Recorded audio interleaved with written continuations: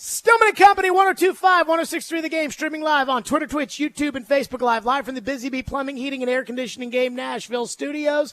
Ian is here today. Hello, Ian. What up, what up? Predators trade Ryan McDonough, Barry Trotz in 1 hour here on the program. And boy, do I have questions. And so we will get to that with Barry. I'll have a take on that later this hour as well. Trevor, special time for him, 3:30 today. Trevor was out on the football field at OTAs, and I'm telling you, he was watching the offensive lineman like a hawk out there. So I am very excited to see what he has to say about technique and the drills and things like that. So I'm going to get the good things that I saw from OTAs out of the way, just so that everybody will not just say, Jared only says bad things. So first off, and Trevor will be able to speak to this much better than I could, but the kind of drills they're doing with Bill Callahan, the kind of equipment that they're using with Bill Callahan, I've never seen this kind of stuff. I mean, the bozos they had coaching them under Vrabel, it was like, they had some sleds and they had some pads and they had some, turbo! Big guy slams into the pad. All right, you're up next, Bobby. Turbo! I mean, they got all kinds of freaking contraptions out there that Bill Callahan's got them using. There's one thing I love. Trevor said this was a pass protection drill or, a pass protection technique thing where they basically hook on a bungee cord to the lineman and another lineman is pulling it in the opposite direction, and the pass protector has to keep the guy in front of him and keep his body upright. So his body's like trying to bend over. He's got to keep his hips and his feet. I mean, it was not only is it a good drill for pass protection, but it's also getting the other guy who's pulling the bungee cord, it's getting that guy in shape. I mean, this Bill Callahan, you talk about tools in the toolbox. This guy's got 15 different contraptions out there, and every single one of them makes sense. I mean, I will tell you, again, Trevor will know more about this than me. But I loved it. I love watching Bill Callahan coach him. And again, it's not turbo like it used to be in the past. I mean, we got real people out there doing things. The DBs look solid today. I think Roger McCreary, man, he's a good player. Looked like Roger McCreary out there. Levis missed a couple passes in the 7-on-7. Not a big deal. I guess, it's early, but I think there was one ball that was behind Ridley. There was another ball that was behind Hopkins. Not necessarily sure I like that, but is what it is. Had a nice completion over the middle. Very nice completion. A layered throw over the middle to Josh Wiley, which I really, really liked. But here's my takeaway. No L'Jarius Sneed. No Nicholas Petit-Frere. No T'Vondre Sweat. Now, I believe, in the case of all three, that they are present. So it's not that they don't want to be here. It's not that they'd rather be on the beach. It's they're here, but they're not practicing. They're rehabbing. Perhaps they're in the rehab protocol and whatnot. Brian Callahan, after practice today, asked about some of the guys that we didn't see on the practice field again. Sneed, Sweat, Petit-Frere, a.k.a. PT. And here's what Brian Callahan said. Guys who are not out there on property, maybe rehabbing or something inside, or are they not? Oh, yeah, no, there's guys rehabbing. There's plenty of guys that, because we don't have to put on an injury report in the spring. There's guys that have cleanup surgeries. There's things that they have done in the off-season process that they're rehabbing, returning to play.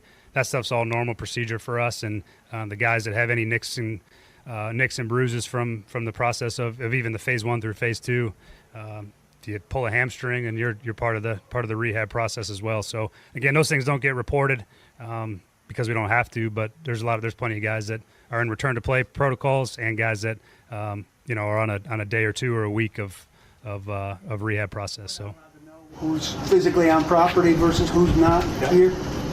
No, I'll let you guys figure that out. Okay, here we go.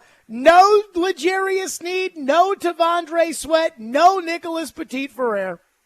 The big question marks, the red flags, the risks that other teams, and they're all in the training room on day number 2.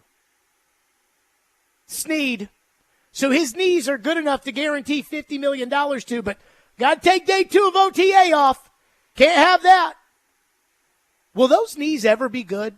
By the way, Minnesota, when they pulled back their offer in a trade for L'Jarius Sneed, which was a better offer, reportedly, than the offer that you ended up making for L'Jarius Sneed, Minnesota said no. Those knees will not be good. You guys said they will be. Oh, it'll be fine. So is he only going to play games now? So you paid $50 million guaranteed, 55 really, $55 million guaranteed for a pair of knees that can only work 17 days out of the year. Or did he practice yesterday and day one had just too much work for those knees? Got to take off after day one. 1 hour and 20 minutes. Give him a month off. Let those knees heal. Seriously? Then there's T'Vondre Sweat. One practice yesterday, and he's a hurt, which Brian Callahan said after practice today that he's in the rehab protocol. One practice, Ian. One practice. I don't and the care. big boy's hurt. It does not bother me. I know, because it'll be fine, everybody. It'll be It's day 2 of voluntary work. one practice. Good May 21st. Lord. They don't kick off for like 4 months. Oh, It'll be my okay. God. And see, there's multiple reasons why being out of shape's a problem. The first, obviously, is you can't play as much when you're out of shape. The second is you can't run as fast when you're out of shape. And the third is you get hurt. That's why it's really important that these guys show up to training camp in shape so that they don't have to waste training camp time that they're going over installing the offense or installing the defense, or they're working on technique, or they're trying to get better. And instead of trying to get better, you're over here making sure that so-and-so's in shape. And then if you're not in shape, you're going to get hurt because they're going to ask you to perform at a certain speed. And if your body's not ready to do that, you will pull a hamstring. You will get hurt. Day 2. And T'Vondre Sweat already needs a day off. Oh, my goodness. One practice, and he's hurt. Seriously? And then there's Nicholas Petit-Frere, a.k.a. PT. PT. I have no faith in PT to begin with. I don't think he's very good. And all of his tape last year, in the limited amount of time that he was able to play, because he was dumb enough to get suspended with the gambling suspension, he was awful. And he wasn't very good as a rookie. But he got hurt in the Pittsburgh game last year, which was before Thanksgiving. And he's still hurt? I mean, what happened to his arm, his shoulder? Did it get torn off? Like, is he growing a new arm? Is that what's happening? What are we doing? Give me a break. With Nicholas Petit-Frere, for one reason or another, he is unreliable. He was unreliable last year. Why?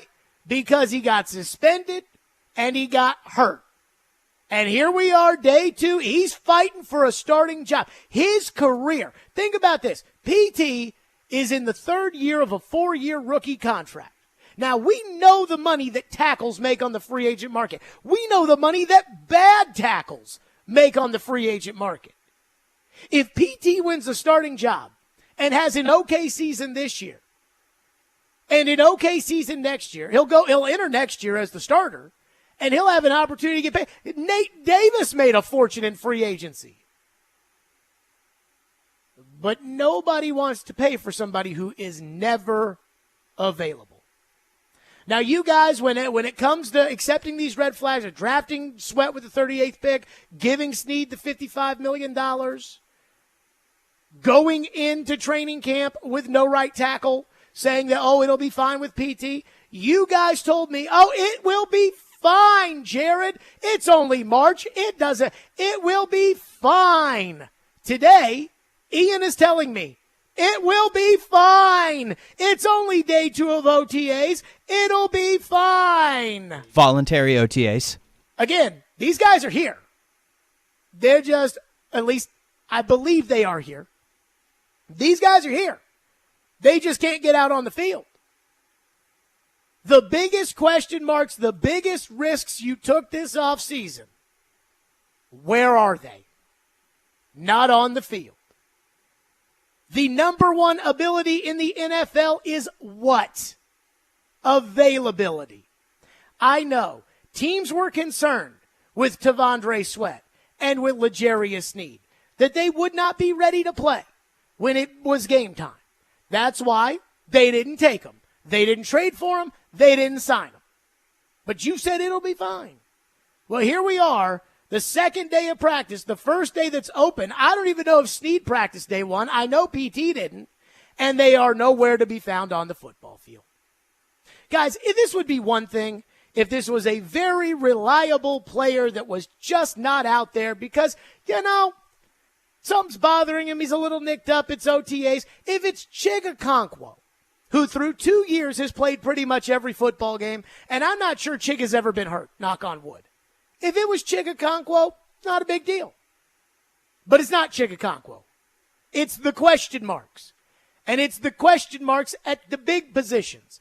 The big ones you can't fudge. Right tackle. I'm not telling that story again.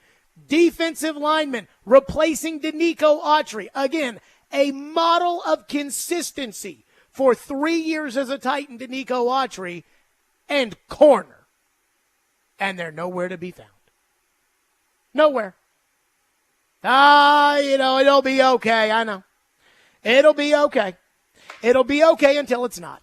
Just like it was okay until it wasn't with Caleb Farley. Just like it was okay until it wasn't with Isaiah Wilson.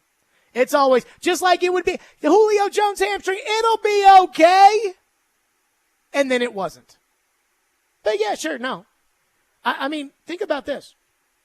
The players we're not worried about, Lloyd Cushenberry, he was out there. Chidobe Awuzie was out there.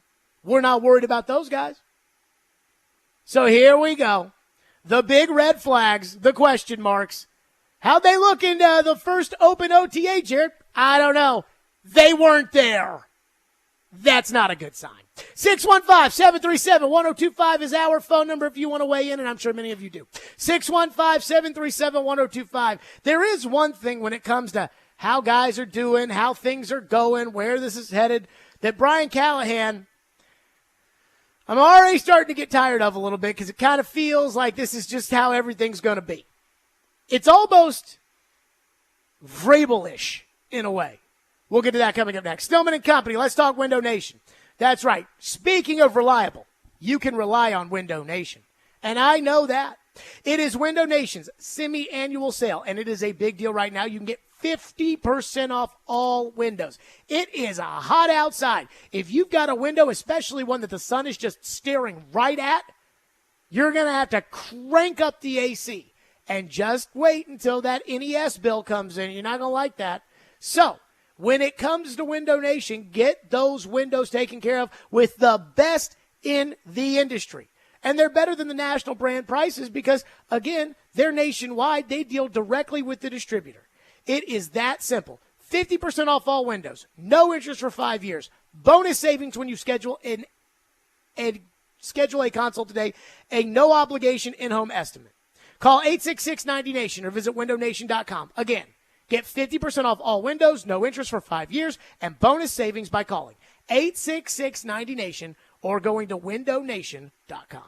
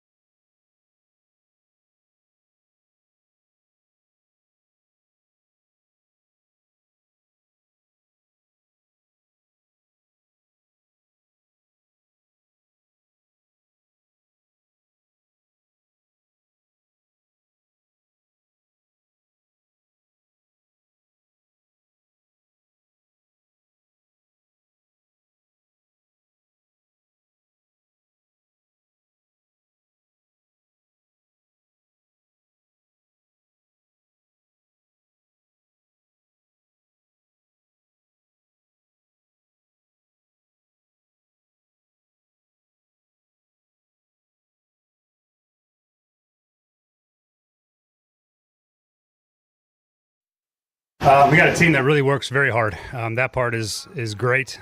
They put in excellent work. They study hard. They work hard in the meeting room. They work hard on the field. As the days go by, as we play against the defense, we keep learning more about how guys react, what they see, what they understand, really on all three phases, which is important. And then the next step is in training camp when you get a chance to put pads on, and that's when football really comes alive and you really find out about what your team's made of. So it's an ongoing process. We're learning kind of every day. I come out here, I learn about guys, and they're learning as well. So it's sort of an ongoing process that'll go all the way through training camp and generally happens into the season as well. That was Brian Callahan today, man. I'll tell you, we got a bunch of hard workers out there. Well, I would hope so. This is the NFL. I'm glad that they're hard workers. But there is one thing that Brian Callahan I've picked up on that I'm not necessarily sure I like very much, and it feels very Vrabel-ish from this sense. It's actually the exact opposite of what Vrabel does, but it's the same in the sense that it is, remember anytime you'd ask Vrabel a question about an individual? How's Harold Landry doing? Harold's working. We're out here working, They have some good days, some bad days, some plays he'd really like, some plays he'd like to have back. How's Danico doing? He's out here working. Has some plays he'd like to have back, have some he'd like to. 2 weeks ago, Brian Callahan got on a soapbox, talked about how great Treylon Burks is doing. And I said, when he said, I'm like, hey, I believe him. Maybe he's blowing smoke. Maybe he's trying to pump his tires because he's trying to, make Treylon Burks a viable trade chip. I don't know. But I buy it. Last week on the Athletic Football Show, he talked about how great Will Levis is doing. Just great, great, great, great, great. And I said I believed it. Now I'm starting not to believe it as much because he says it about everyone. For instance, asked about Nicholas Petit-Ferrer, who, again, is still in the rehabbing protocol. Here's what he said. Any kind of impression on Petit-Ferrer? Yeah, he's been great. Really been pleased with his progress. He's one of those rehab guys currently, but everything he's done up to this point has been really good. I'm excited about the potential there for him. And, anytime that these guys get the pads on in training camp is when we really find a separator for who ends up taking a tackle spot. But I've been pleased with where he's at. Is that from the injury last year? He's still rehabbing? Can you say anything on that? No, I'll just let that one be. Yeah. Okay. So he's sitting here telling you like, oh, yeah, he's been hurt the whole time. But he's doing great. How? At what? Like, what can he be doing great at? Okay. What about Tavondre Sweat? Again, Tavondre Sweat had, I think it was 2 days of rookie minicamp and then 1 day of OTAs yesterday, and now he's already hurt. And here was Brian Callahan on how Tavondre Sweat's doing. How's Tavondre Sweat coming along? He's been great. He's been great. I mean, he's been plenty of work. He falls in the same boat as all the rookies do. He's going to make plenty of mistakes, and but everything those guys have done, he's put the work in. He's done a nice job in the meeting room and translating things to the field. So that part's been exciting. Are you having something? Yes. I mean, so he's saying he's rehabbing, but how's he been doing? He's been doing great. So he's doing great. PT's doing great. Burks is doing great. Levis is doing great. Ian is doing great. Caroline's doing great. Derek's doing great. Willie's doing great. Joe and Robbie are doing great. Chase and Joe are doing great. Everybody's great. I mean, at some point, I stopped believing it. So when it's like, how's he been doing? Man, he's been doing great. It's day 2 and he's hurt. How can he be doing great? Oh, God. And this is always what happens. And again, Callahan, maybe this is just how he's going to be. Maybe everybody is doing great. I don't know. But this is what always happens. You get some freaking hard ass as your coach, and he pisses everybody off, and then you go out and you get some bullcrapper that comes in here and pumps sunshine all the time. I saw the Predators do it. It was called the John Hines era. It was like, the mean old Peter, let's get him out of here and bring in somebody that goes to the podium and says things like, well, if we didn't give up those 7 goals in the second period, we would have won that game. I mean, everybody can't be doing it. Who's not doing great? That's the question I want to know. So it's just, if everybody's doing great, then it's going to be really hard for me to buy into what you're saying, right? Like, because 2 weeks ago you told me Traylon was doing great. Last week you told me Will Levis is doing great. Now you're telling me PT's doing great. He's not doing anything, but he's doing great. T'Vondre Sweat, he's doing great. He's had one practice. He's doing great. It's like, okay. 615-737-1025. Our phone lines are driven by WilsonCountyHyundai.com. Jared from Spring Hill says, does not surprise me. Like you said, everything will be okay. It isn't okay. And it sounds like T'Vondre Sweat is off to a Traylon Burks start.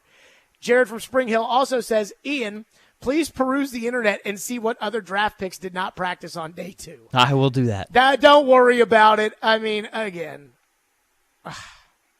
I'm sure there's plenty. I guess.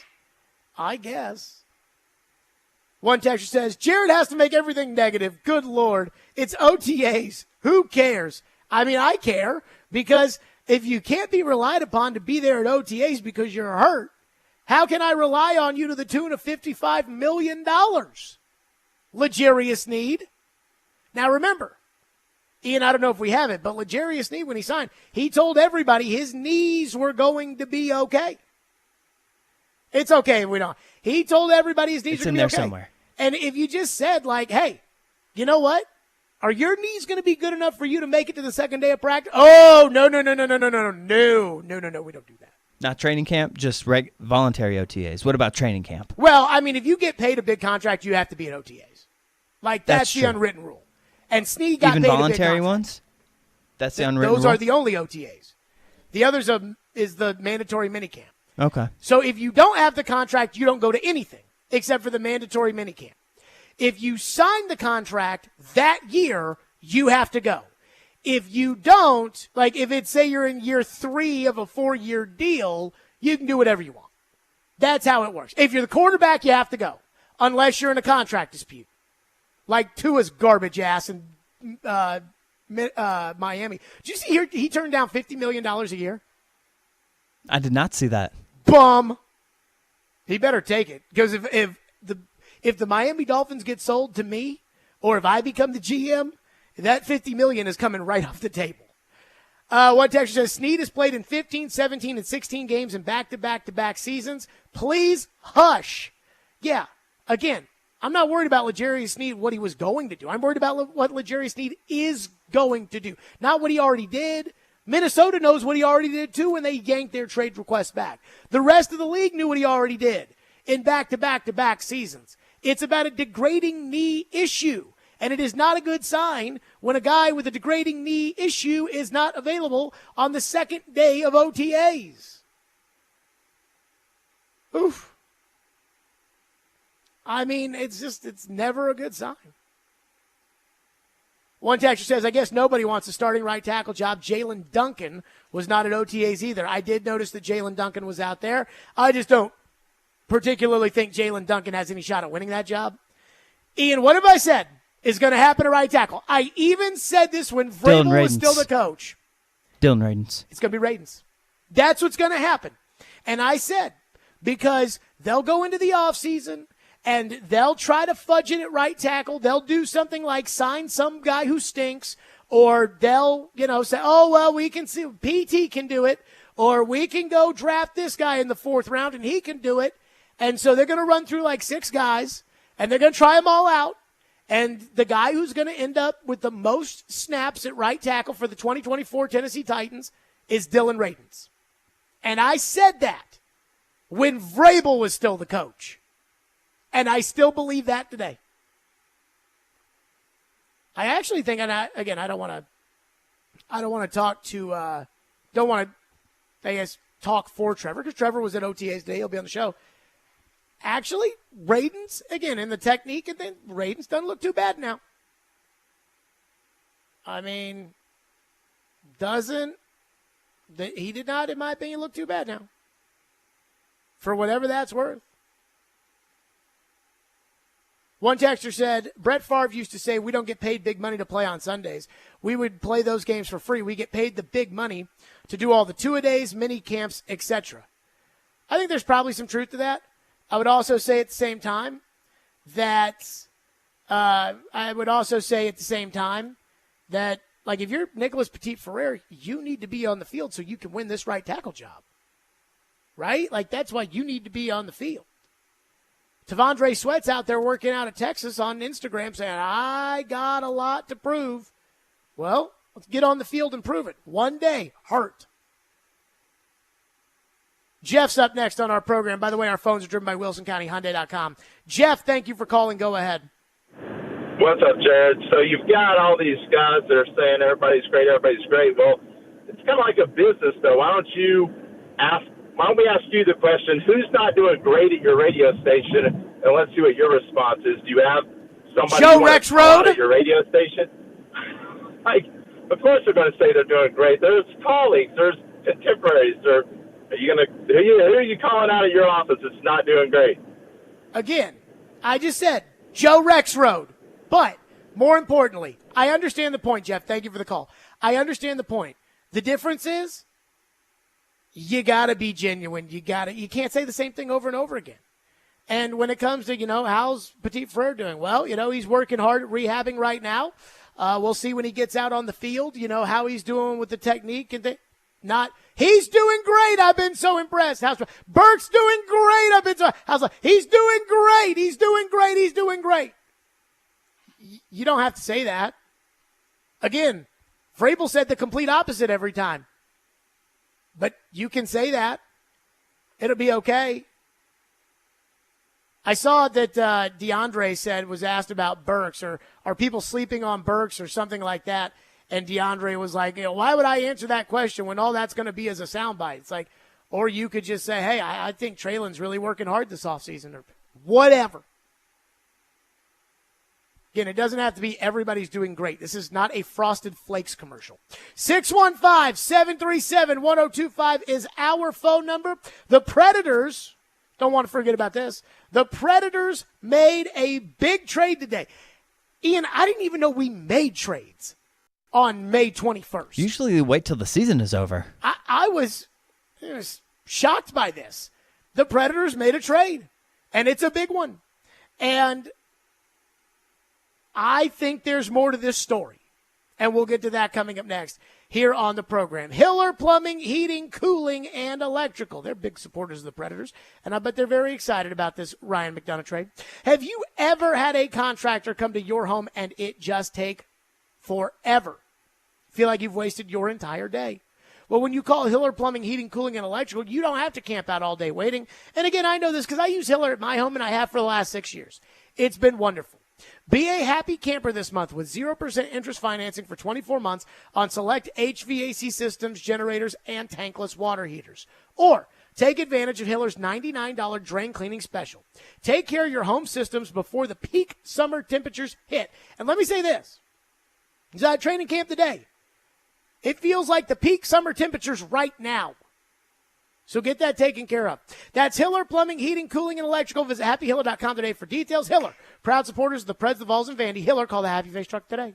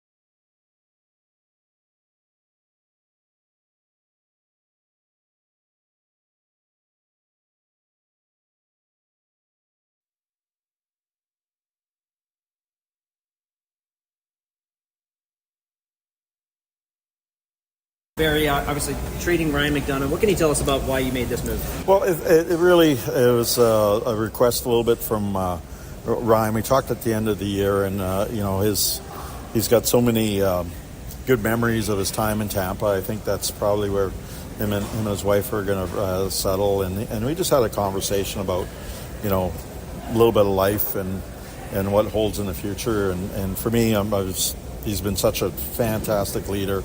And someone who's, I have so much respect to with.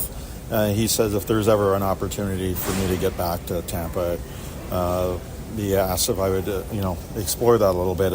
And so out of respect and type of person that Ryan is, talked to Julian and we made, I think, a fair deal that would allow us to have Ryan go back to Tampa Bay and do the right thing. There's sometimes in this game you try to do the right thing for good people, and Ryan is honestly one of the best leaders that I've ever been associated with, and I've had some great leaders, and he's up there with the greats.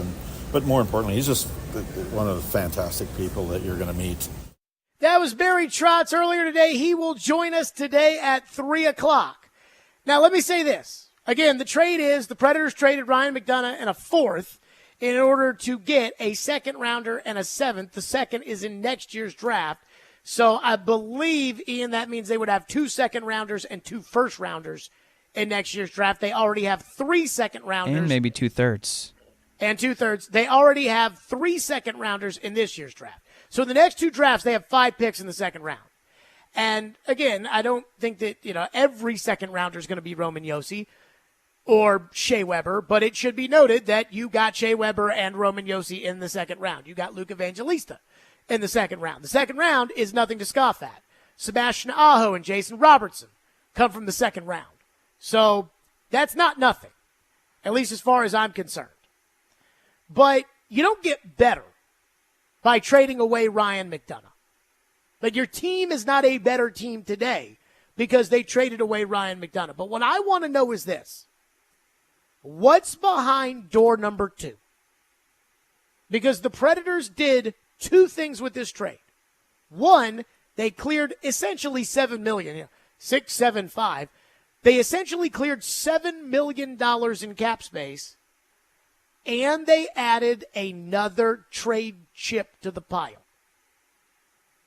Now, I'm going to ask Barry about this at 3 o'clock. I think he's planning to go big game hunting this offseason. I think he's planning on taking that big risk, the ones we talked about that get you fired if you don't make the correct decision. The Matt Duchene kind of decision. Not the one he made, but the one that David Boyle made, where he shipped out P.K. Subban in order to sign Matt Duchene. Now, this isn't P.K. Subban they're shipping out, but again, you don't get better getting rid of Ryan McDonough. But now they are armed in order to go get somebody. And there's a lot of names that are going to start coming out as teams get eliminated and as GMs have their end-of-the-year press conferences. For instance, in Toronto, they've made it obvious that they would be interested in breaking up the core 4, right? They're not trading Austin Matthews, and they're not trading Nylander. But Mitch Marner, 1 year left, kind of a bad relationship with his team, with the city, with the media. Seems like he could be out. John Tavares, last year on his deal, he's got a full no move, but he's old. He could be a guy that they want to move. I saw the Natchez kid in Carolina. By the way, I'm shocked. He's 25 years old? Yeah. I'm shocked. What'd you think? He's been on their team for like 7 years. Well, not that long. Yeah, he was on it 2021 was 3 years ago. 25, you're telling me that he was 22 years old in that series? I guess so. I guess. He wants out in Carolina. Again, in order to get a deal like that, you got to have 3 things. You got to have the ammunition to be able to entice another team to make the deal. You have to want the other player to want to be here so that they will sign an extension, because contract leverage or no move clauses are the things that they have at their disposal. So you have to have somewhere that they want to be, and you have to have the money to pay them. Barry Trotz has those things right now. So I have said this. I have long believed this. I still believe this. And again, I don't know. If Natchez is that guy, I don't know. If Mitch Marner's that guy, I don't know if Sam Reinhart ends up getting to free agency. If he's that guy, I do. As an anxious person,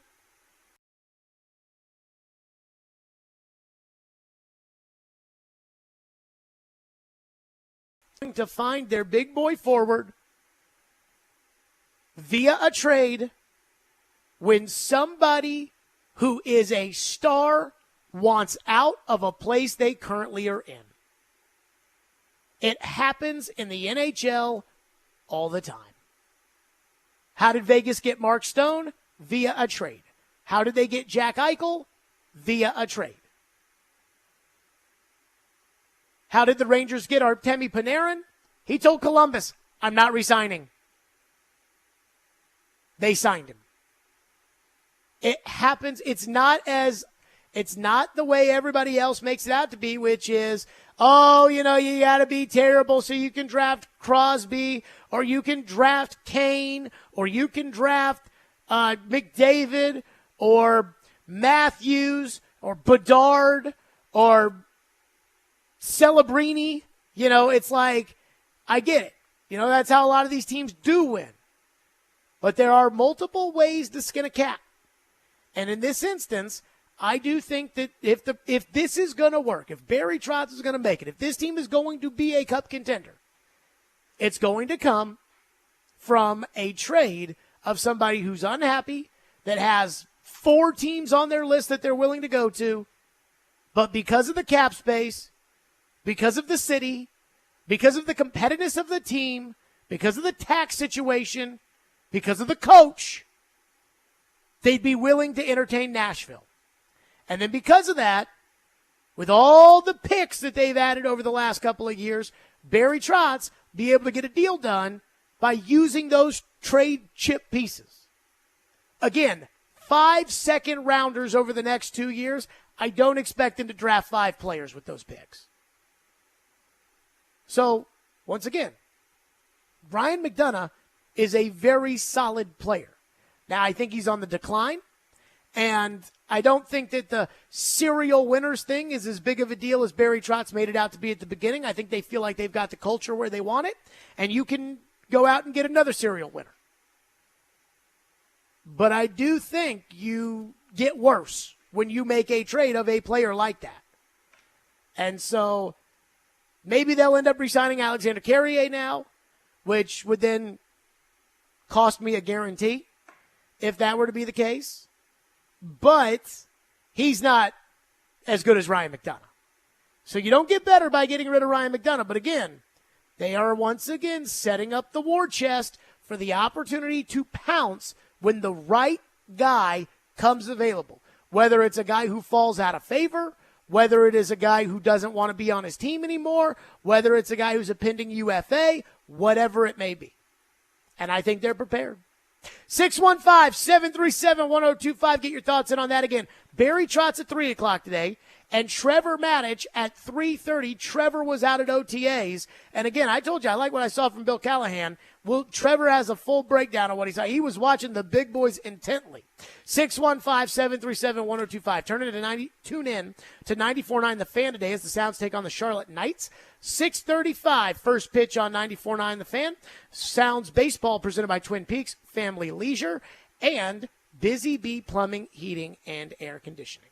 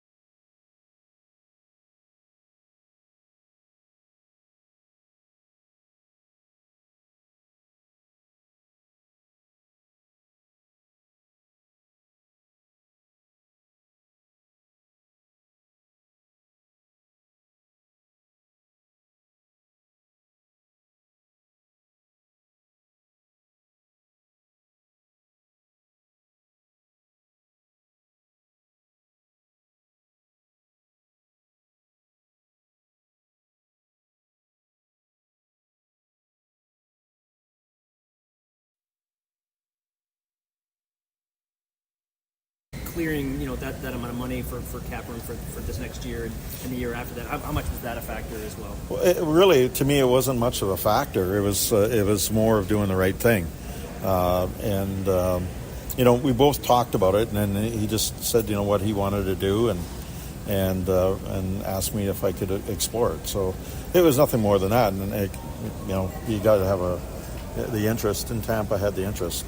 Fortunately, it worked out. I think it's going to work out for both teams in a sense that they get a really good player in Human and Ryan, and we'll get some relief, and we'll have to replace that. But we'll have to do some good work to do it. That was Barry Trotz. Again, he joins us at the top of the hour. And I just have one kind of take, and then we'll get to your phones at 615-737-1025. I would not be surprised. Barry says, well, it wasn't about clearing the cap space, and it wasn't about – I'm sure there was a little bit of that, because it wouldn't surprise me if Tampa wanted to send a player back to you instead of a pick so that they could send some money so that they could clear some cap space. Because, Ian, correct me if I'm wrong here, but Tampa Bay pretty much is always right up against the cap. Yep, they are. So how can they just afford to take on McDonough's money when they're going to try to re-sign Steven Stamkos? I'm not sure about that. So, again, that's their problem, not mine. But I think that, in my opinion, for Trotz to make this, to facilitate It's like Tampa has about $5 million in projected cap space. Well, that's not enough to sign Stamkos. Nope. So somebody else has to go. And so my guess is they probably wanted to trade a player back. And Barry was like, no, we're not interested in those. Tanner's baby. Give us a pick. Oh, my God. I would have stroked out if that is what they would have done. But I do think that there is a plan here for the money. When he's like, oh, no, it's not about the money. I think there's a plan for the money. So it would not surprise me if the Preds went the route of adding a veteran defenseman. Again, maybe they re-sign Carrier. Maybe they sign, I heard Vingan talking about Brent Pesce. I think there was another. Shea. Yeah. Brady Shea, could be out there. They go add that. There's plenty of guys out there to go add. But there's one thing I wouldn't be surprised if they ended up doing. And that is putting Tanner Molendyk on next year's team. So as of right now, if you just take away McDonough, and again, Carrier's a free agent, they have Yossi, Lazan, Shin, Fabro, and Stastny. Because Tyson Barrie is also a UFA, and there's no way they're bringing him back. So that's 5 guys. Obviously, you need 6. They have guys in Milwaukee that project, in my opinion, to not be NHL players. Delgado, Gravel, those kind of guys. Again, maybe they come up here for a cup of coffee for a couple of games, but the idea of one of those guys being an impact player on your team is 0. Which leads me back to Molendyk. Now, Molendyk isn't even in professional hockey yet. He has not signed his entry-level contract. I believe he hasn't signed his entry-level contract. But he did go to training camp with the Predators this year. Actually, I think Molendyk did sign his entry-level contract, Ian. But he's not on a professional team. Let me see. I think he's on some Canadian junior or something, or I don't know. The hockey draft and system's so verkakta that, like, if you're not in Milwaukee, I don't know what that qualifies as. He's not in Milwaukee. And I know the Predators are very big on guys going to Milwaukee and cooking in the minors and being ready to come up here and everything else. But Barry Trotz said after training camp, said it on this show, that Andrew Burnett wanted Tanner Molendyk on the team, and that he said, no, we're not going to do that. He's not going to be on the team this year. That's how bad. And again, at that time, they had Tyson Barrie, they had Dante Fabro. They were scratching guys because they had so many defensemen. They had Stastny at Milwaukee because he didn't have a spot. So they had plenty of defensemen. And so I'm telling you, I think there's a real chance here that they could go in. And what did Barry say at the end of the year press conference? He wanted to get younger. He wanted to get faster. Tanner Molendyk is young and he's fast. So if you were to take out Carrier, who is not young and who is not fast, though Carrier's not old, nor is he that slow. No, he's not Luke Shen. But if you were to take out Carrier, take out McDonough, and put in Stastny and Molendyk, you have gotten younger and you have gotten faster. I'm not saying I feel great about, a defense rotation of Yossi and Mullendijk, Lazan and Stasny, and Shen and Fabro as my 3 defense pairings, but I can live with it. And I can live with it, especially given the fact that when it comes to what this team really needs, offense. So it wouldn't surprise me if they re-sign Carrier. It wouldn't surprise me if they add a piece here or there. It wouldn't surprise me either way. But I wouldn't rule out Tanner Mullendijk being on this team next year. Even though normally when a guy's taken in the first round, we're told, oh, no, you got to wait 6 years before they'll be ready, because here we are still waiting on Tomasino, and here we are still waiting on Afanasiev, and here we are still waiting on Askarov. But apparently, I think there's a chance you could see Mullendijk. Yeah, he did sign his 3-year entry level already. So, but I think he's still technically in the juniors. He is, yeah. I didn't know you could do that. I thought if you signed your entry level, you had to go to the farm teams. I don't think so. Clearly not. Again, I can't keep up with hockey. It must kick off this upcoming season. So, anywho, there's this other guy at Milwaukee, Ufko or whatever. They signed him this past year. Ufko. Yeah. People talk about him. I don't know anything about him. He's flashing a little. He is a do Preds prospects on your own time kind of guy. Mullendijk is a foundational piece. Mullendijk is supposed to be the real deal. Then again, so is Fabro. And we saw how that worked out. Raymond in Franklin texts in and says, yes, I guess he's a Leafs fan, have Nashville and crew get Marner to waive his no-movement clause and send Saros, Evangelista, and a draft pick to the Leafs. Let me just tell you right now, Luke Evangelista is not going anywhere. I don't have to ask Barry Trotz this, and I'm not going to ask him this at 3 o'clock, but I'll just tell you right now, if I ask Barry Trotz, is there any chance you trade Luke Evangelista this offseason, he would say no, or he would say the return better be Connor McDavid. Like that's where they're not trading Evangelista. I do think, though, Toronto has no picks. We talked about this last week when Toronto threw out the idea of, well, maybe a Saros for Marner deal. Nashville could maybe throw in a Colton Sissons if they so wanted to. Okay. They could throw in a Colton Sissons or a Dante Fabro to sweeten the deal and maybe a draft pick or two. And I'm like, I don't want to give Toronto any picks. But Toronto has no picks. Again, with this trade over the next 2 years, you have 5 in the second round. Are you really going to draft 5 second-round players over the next 2 years? And I don't think you are. So if the Leafs, who have no picks, and they have a second-year GM, if they decide like, hey, we've spent way too many draft picks on the trade market, we got to make a change here. If they decide, hey, we got to do something, you do have the second-round picks in order to kind of make the deal a little bit sweeter. But I would want more. I mean, at that point, I want Toronto to include a defenseman in the deal. Doesn't have to be a great defenseman, but you got to include, because I think that Saros for Marner straight up actually favors Toronto. Even though a lot of hockey people would say it doesn't, I think it does because it solves Toronto's 3 biggest issues, which are goaltending, Marner, and their cap situation. So you're going to have to throw me something else in there as well. 615-737-1025, the man that executed the trade, Barry Trotz. Can they replace Ryan McDonough internally, or do they have to go add externally? How much of this was hey, this trade makes us better, versus how much are we doing this because we want to do right by Ryan McDonough? And then, Saros, big game hunting. We will ask. That's next. Stillman and Company, 1025-1063 the game. And let me tell all the fine folks out there, Nashville's best deal of the week is Joyland in East Nashville. Joyland is a fun new concept by Chef Sean Brock, designed to spread joy through his love of cheeseburgers, shakes, buttermilk biscuits, fries, and fried chicken. Get half off a $30 Joyland gift card now while supplies last at theGameNashville.com/deals and enjoy the best burger in town. Also, purchase your tickets now for the Music City Grand Prix at the National Superspeedway Friday, September 13th through Sunday, September 15th at MusicCityGP.com. Use promo code GAME for a 20% discount now through June 16th. Also, tune in for the Indy 500 on 102.5 The Game this Sunday. Coverage begins at 10 a.m.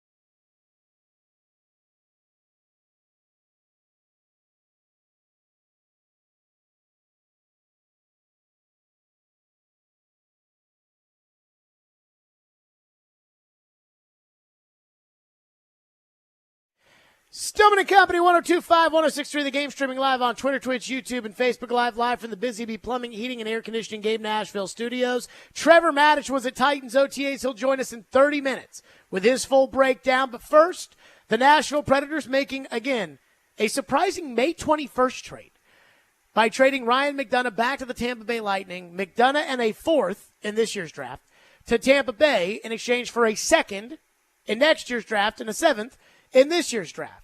And the man that made that trade, Barry Trotz, joins us now on the program, Predators general manager. So, Barry, I want to start with this, with just kind of a simple question of this deal that you made today. How much of this was hey, this is a trade that puts the Nashville Predators into an advantageous situation strategically, and how much of this was we want to do right by Ryan McDonough? Well, I think the number one thing was I want to do right by good people, and Ryan McDonough is, you're not going to meet a better player. He's one of those guys that has done so much in his brief time here in terms of culture and leadership. It was doing what's right with Ryan first. Did it put us in an advantageous type of situation? Probably in a salary cap. It helps that and frees up some stuff that we can do maybe in free agency. But how do you replace a Ryan McDonough? It's difficult. So I think it was something that it was a day that I was hopefully made Ryan and his family, I'll say whole. It was, they have such a good relationship with Tampa Bay. They have such a good relationship and such good memories in Tampa Bay that, and I think that's probably their landing spot when he's retired. So I made the call from his request that if there was something in Tampa, if we could do something for him, he would like to do that. Asked him if there was anything with our team. Not at all. He loved his time, especially last year with the team that we had, what we did, all that. I think it was something that he gets to go back home. So I try to do right by the people all the time. That's number one for me. And when you can do that, you never go wrong. I think our job is to find the next Ryan McDonough and fill that hole. So when you talk about filling that hole, you don't get better, obviously, by just not having a Ryan McDonough on your team, but you brought up the salary cap, and now there's picks. But with Tanner Mollendijk coming down the pipe, we saw Spencer Stastny in the playoffs before he got hurt. Is there a way that you could fill the McDonough void in the defense corps internally, or is this something that's going to have to be done most likely in free agency or via a trade? I think probably because of what he brings and where he is in terms of a player. I mean, he can play big minutes against top players, and especially, in the playoffs and what have you. He's got so much experience. He's got over 200 games of playoff experience. It's really hard to do that internally, especially with a young guy. But what it does is open up holes, and just the way we acquired Ryan McDonough when I wasn't here, but there's a lot of general managers that are going to reach out today or maybe this week or later this week or at some point and say, listen, I'm trying to do something on forwards. I got XSD.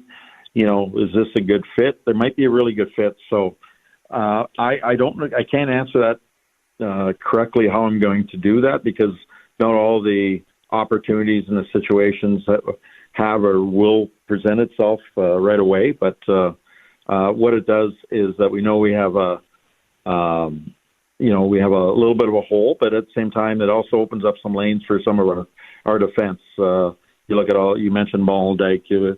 You can talk about Stastny and Willsby and Delgado and all these players that are coming. That opens up some opportunity, and if they take hold of it, great, and we're looking forward to that. So, but we're going to explore free agency, which we have with our pro scouts, getting that lined up, and obviously, I look on my phone just before I called you, and I've got to return a few phone calls for people reaching out to me, and I'm sure it's the sort of the domino effect.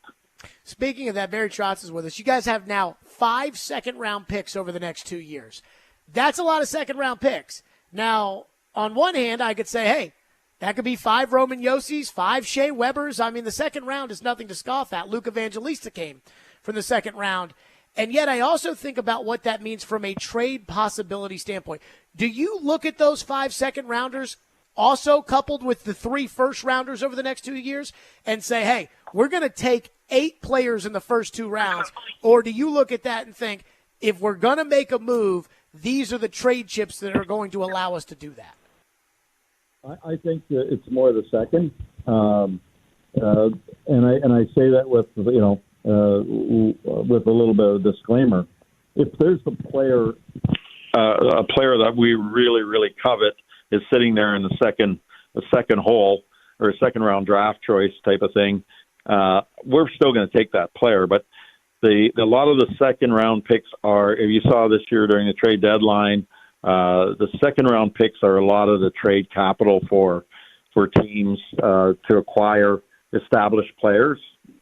No one really wants to give up their first round pick unless you're getting an elite player. But we're put in a situation right now. We got 2 firsts, we got a bunch of seconds.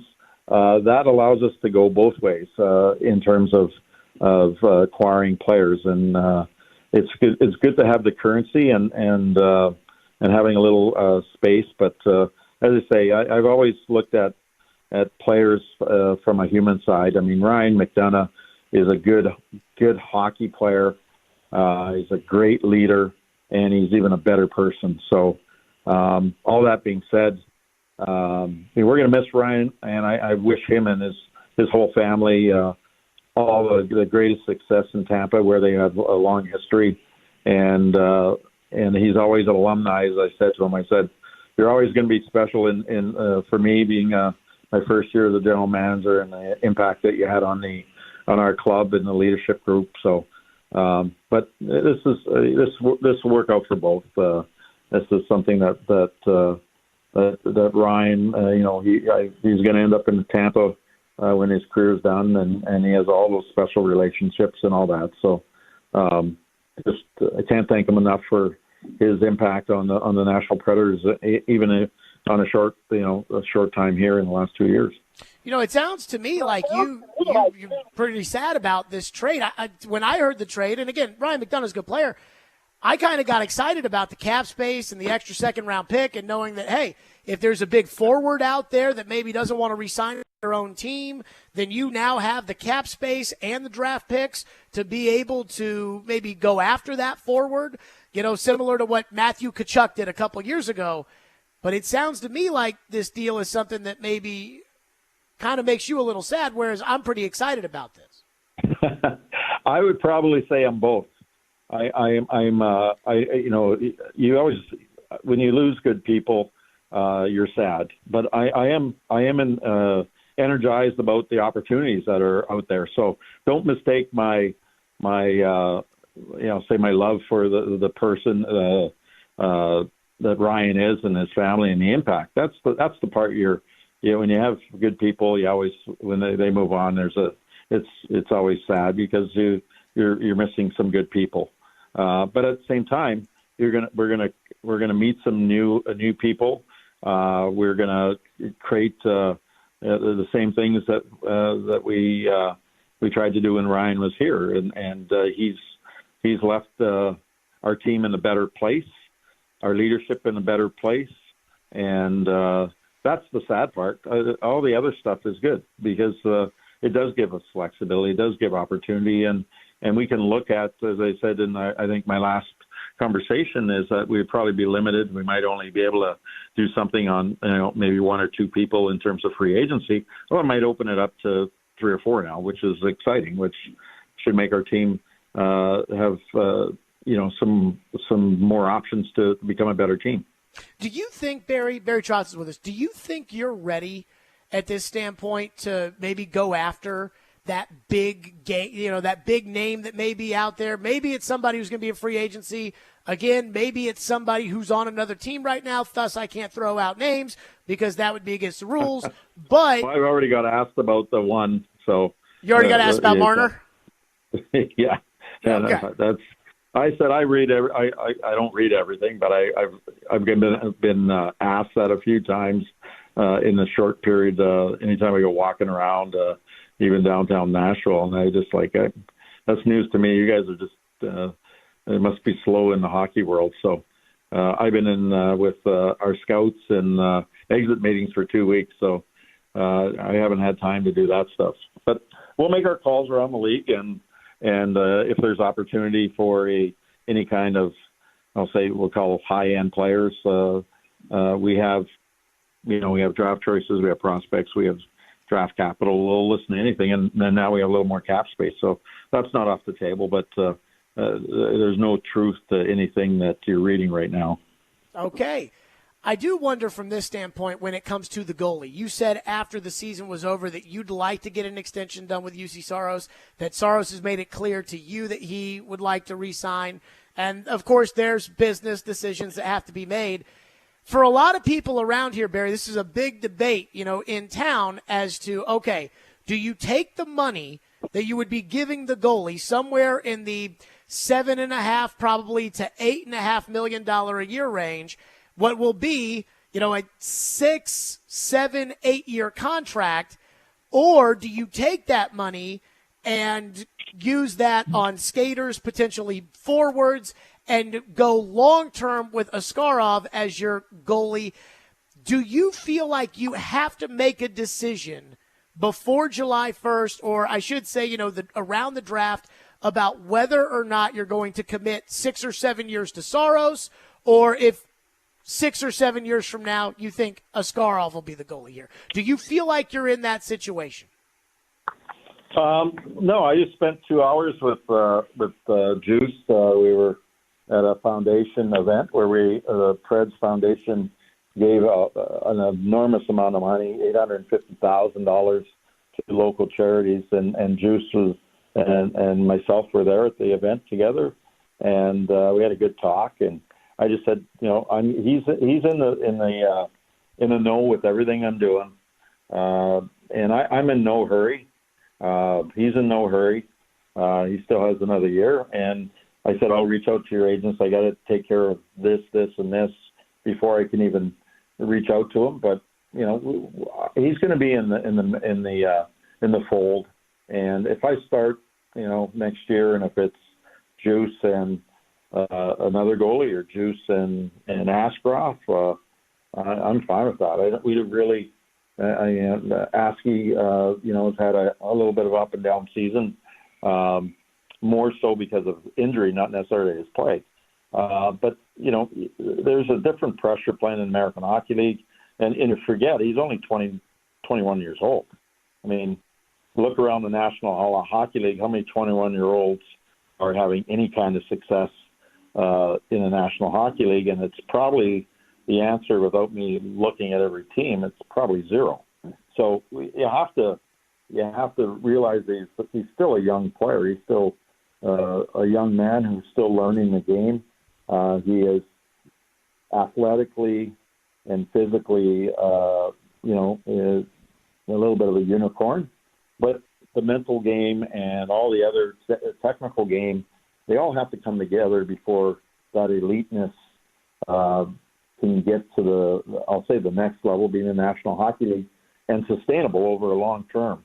It might be sustainable for, parts of a season, but usually the one thing I've known for a long time, and obviously coached a long time, is it's a humbling league.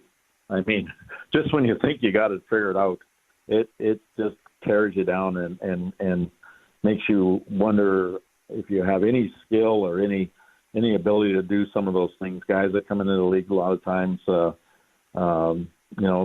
try to figure it out. They think they're going to score 50 goals in the National Hockey League, and at the end of the year they got 5, and they're wondering, what happened, what I do wrong, and they didn't do anything wrong. It's just a humbling league, and you got to learn to get all the phases of your game together, and that includes the physical part of the game, the technical part of the game, and the mental part of the game.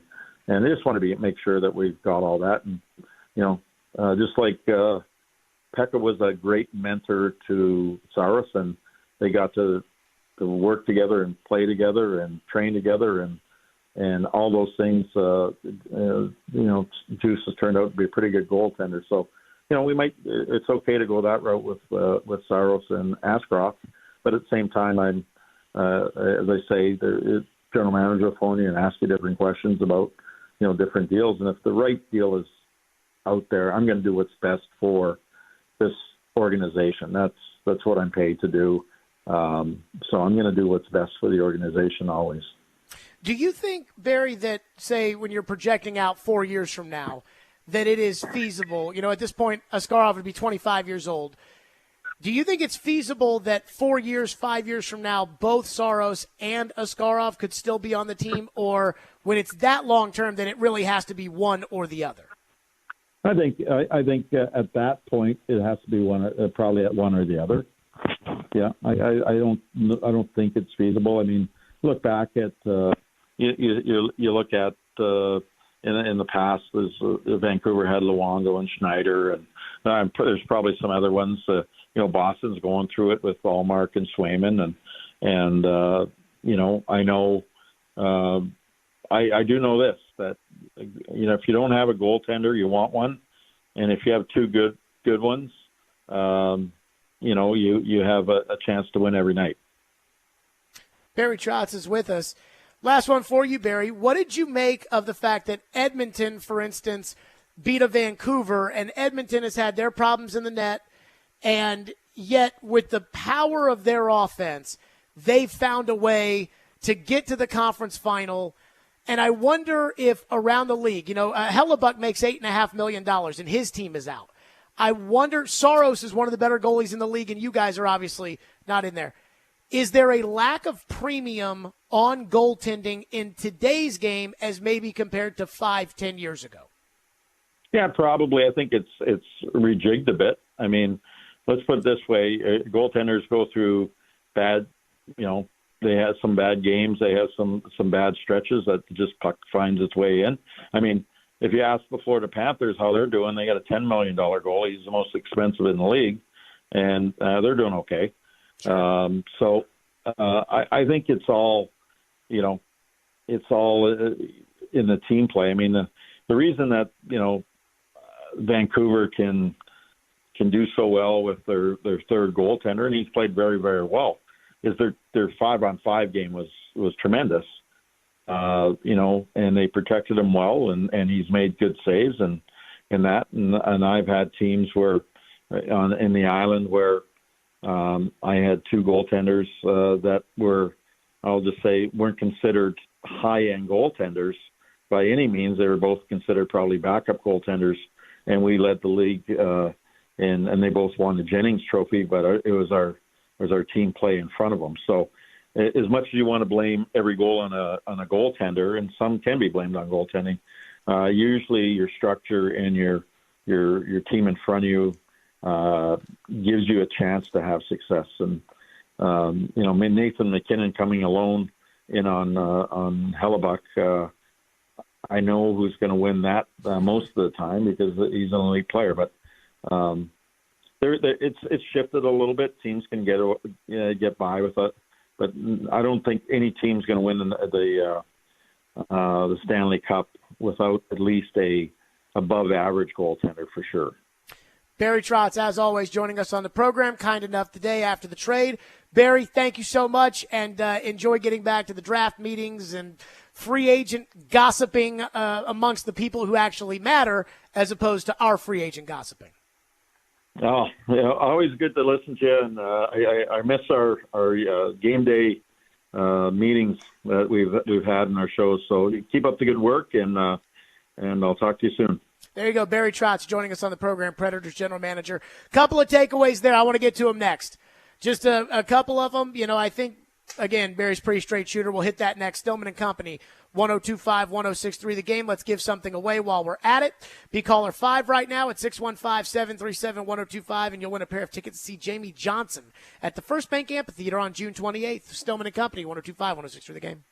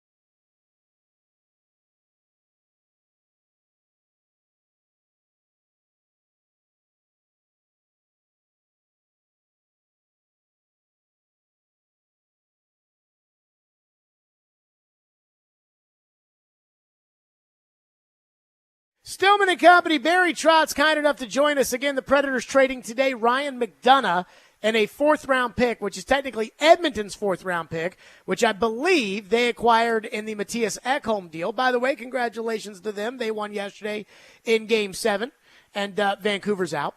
But I felt like, again, they traded McDonough and a 4th for a 2nd next year, which now gives them 5 second-round picks over the next 2 years, and a 7th this year, which I believe replaces the 7th they lost when they traded a 7th on draft day so that David Poile could have one last draft pick.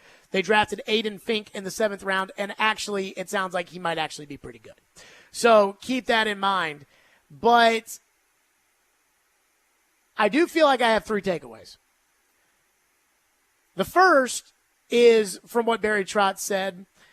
I believe that they will replace Ryan McDonough externally as opposed to replacing him internally. Now, I said before Barry came on, I wouldn't be surprised if maybe they looked at this and said, okay, we're going to get younger, so let's take the McDonough money, use it towards offense, and put Tanner Molendyke in the lineup. But Barry said, you don't replace the kind of leader, the kind of player in Ryan McDonough necessarily with a young guy. Again, the thing he brought up was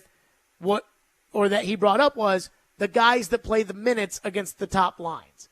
And that McDonough's a guy that he can put out there against the top lines. Maybe he doesn't think Molendyke is a guy that they can do that with right now, which would make sense because, again, the guy's still in juniors. So that's the first thing. It sounds like it's going to be an external addition in order to replace Ryan McDonough.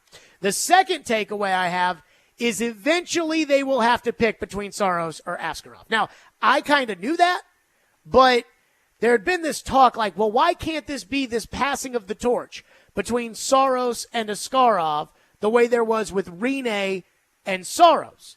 But the difference was Rinne was in his 30s when he signed that contract, or 29 or whatever it may be, and he was kind of aging out by the time that Saros was ready to come on. Askarov, even if it takes 2 years, 3 years for him to be ready at 24, 25 years old, and I don't think it will be, because even Pekka said last week that Askarov is further along in his development than Rinne was at this point. If that's the case, they're going to have to pick between the two because Saros is not going to take a 4-year deal where he can be traded. Saros is going to want a 7 or 8 year contract, and he's absolutely going to want a no movement clause, because if I'm UC Saros and I'm trying to make a deal work, I'll tell the Predators this. If you give me the no move, I'll give you less money.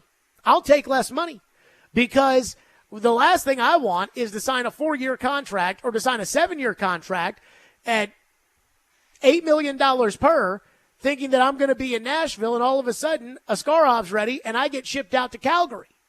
And now half my money gets taxed. There is some truth in that one. So I think that eventually they're going to have to pick between the two.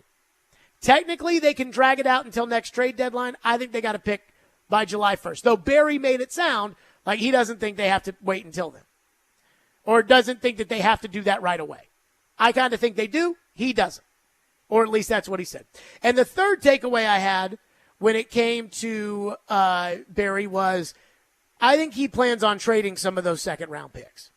There is a part of me that wants the Predators to use all 5 of those second-round picks over the next 2 years, because I've always believed the more bites at the apple you get, the better shot you have at hitting a home run, right? The more swings you take, the better shot you have of hitting it out of the park.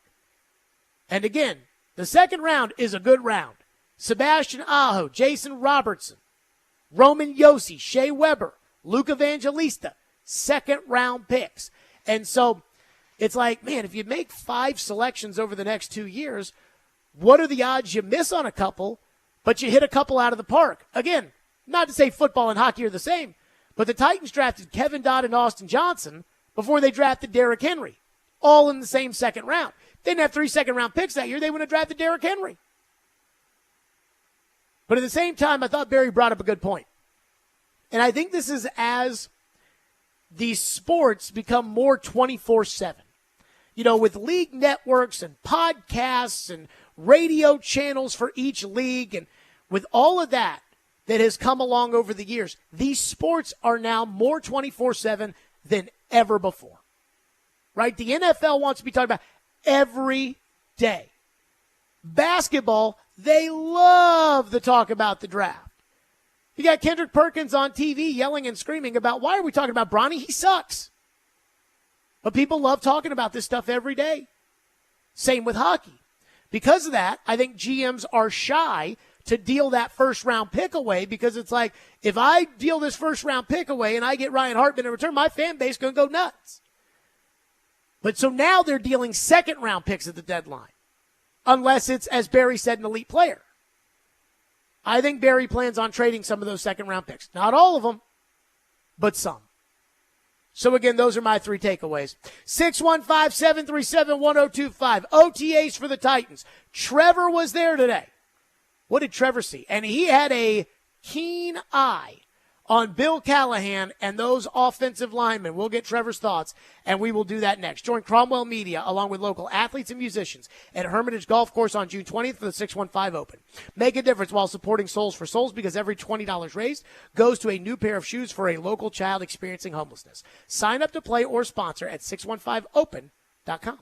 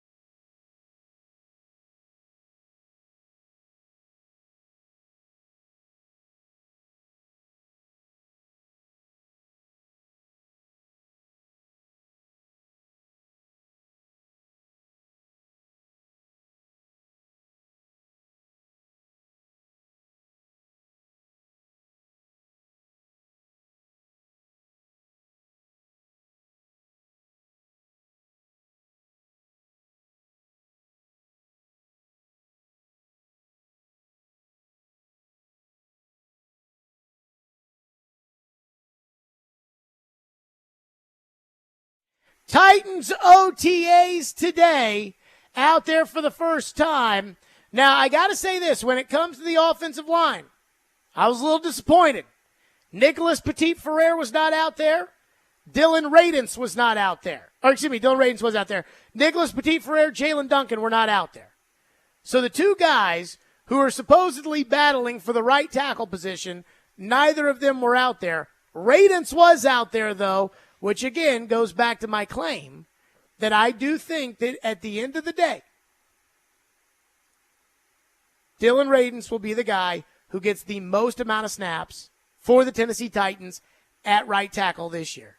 Even though when the season was over, everybody pretty much assumed that the Titans were going to figure out a better option, including the coach himself, who has said that they think they're going to play Radins at guard or do something like that.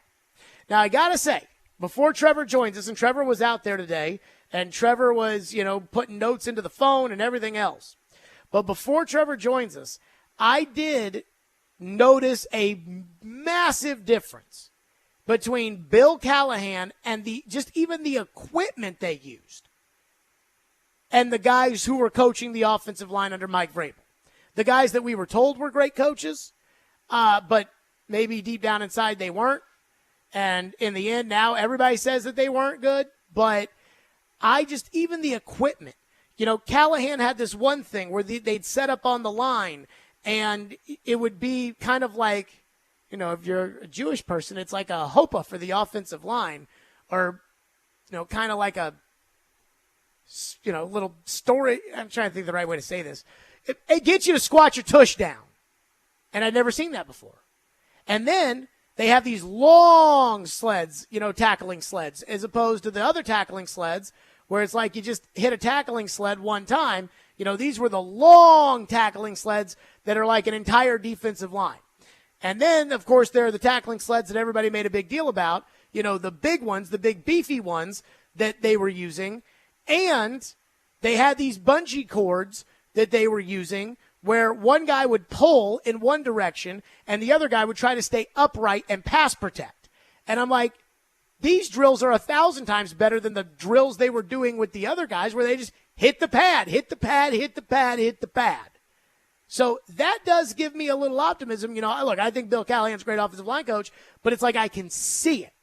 I can see even just with the equipment they use that it is way more sophisticated than it has been in the past, where, again, it was Keith Carter in a circle going, turbo, turbo, turbo.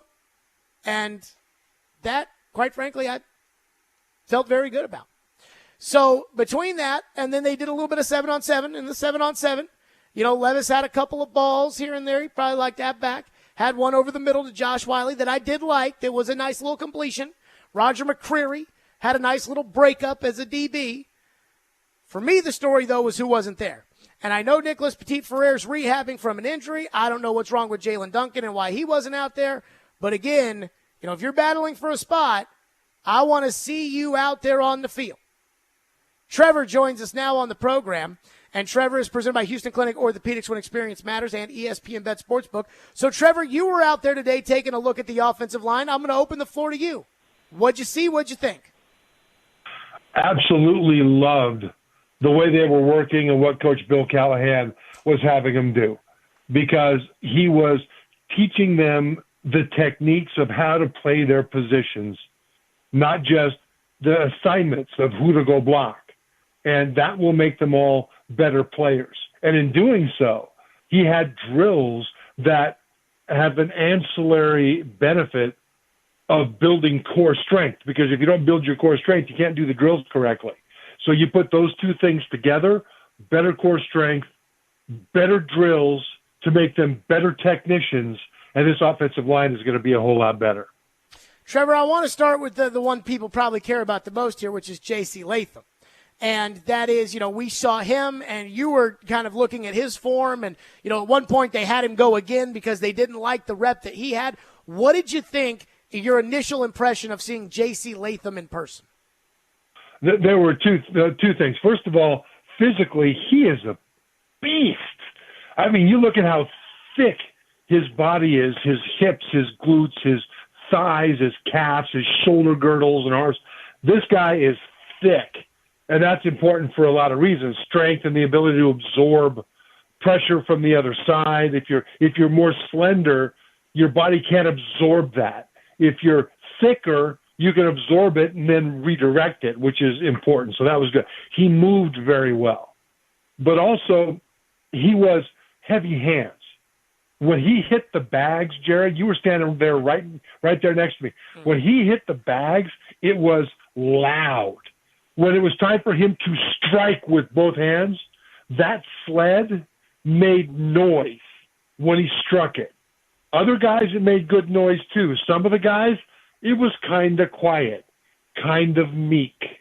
But when J.C. Latham hit the bag was hurting and made a lot of noise. It was loud. That ability to strike is everything with an offensive lineman because it throws the defender off of his balance. It throws him off of his technique. And a lot of the drills that they worked on today were combination drills where one guy would strike the D lineman, the second offensive lineman would come in and take over the block, where the first guy would then go up to the next level to the linebacker.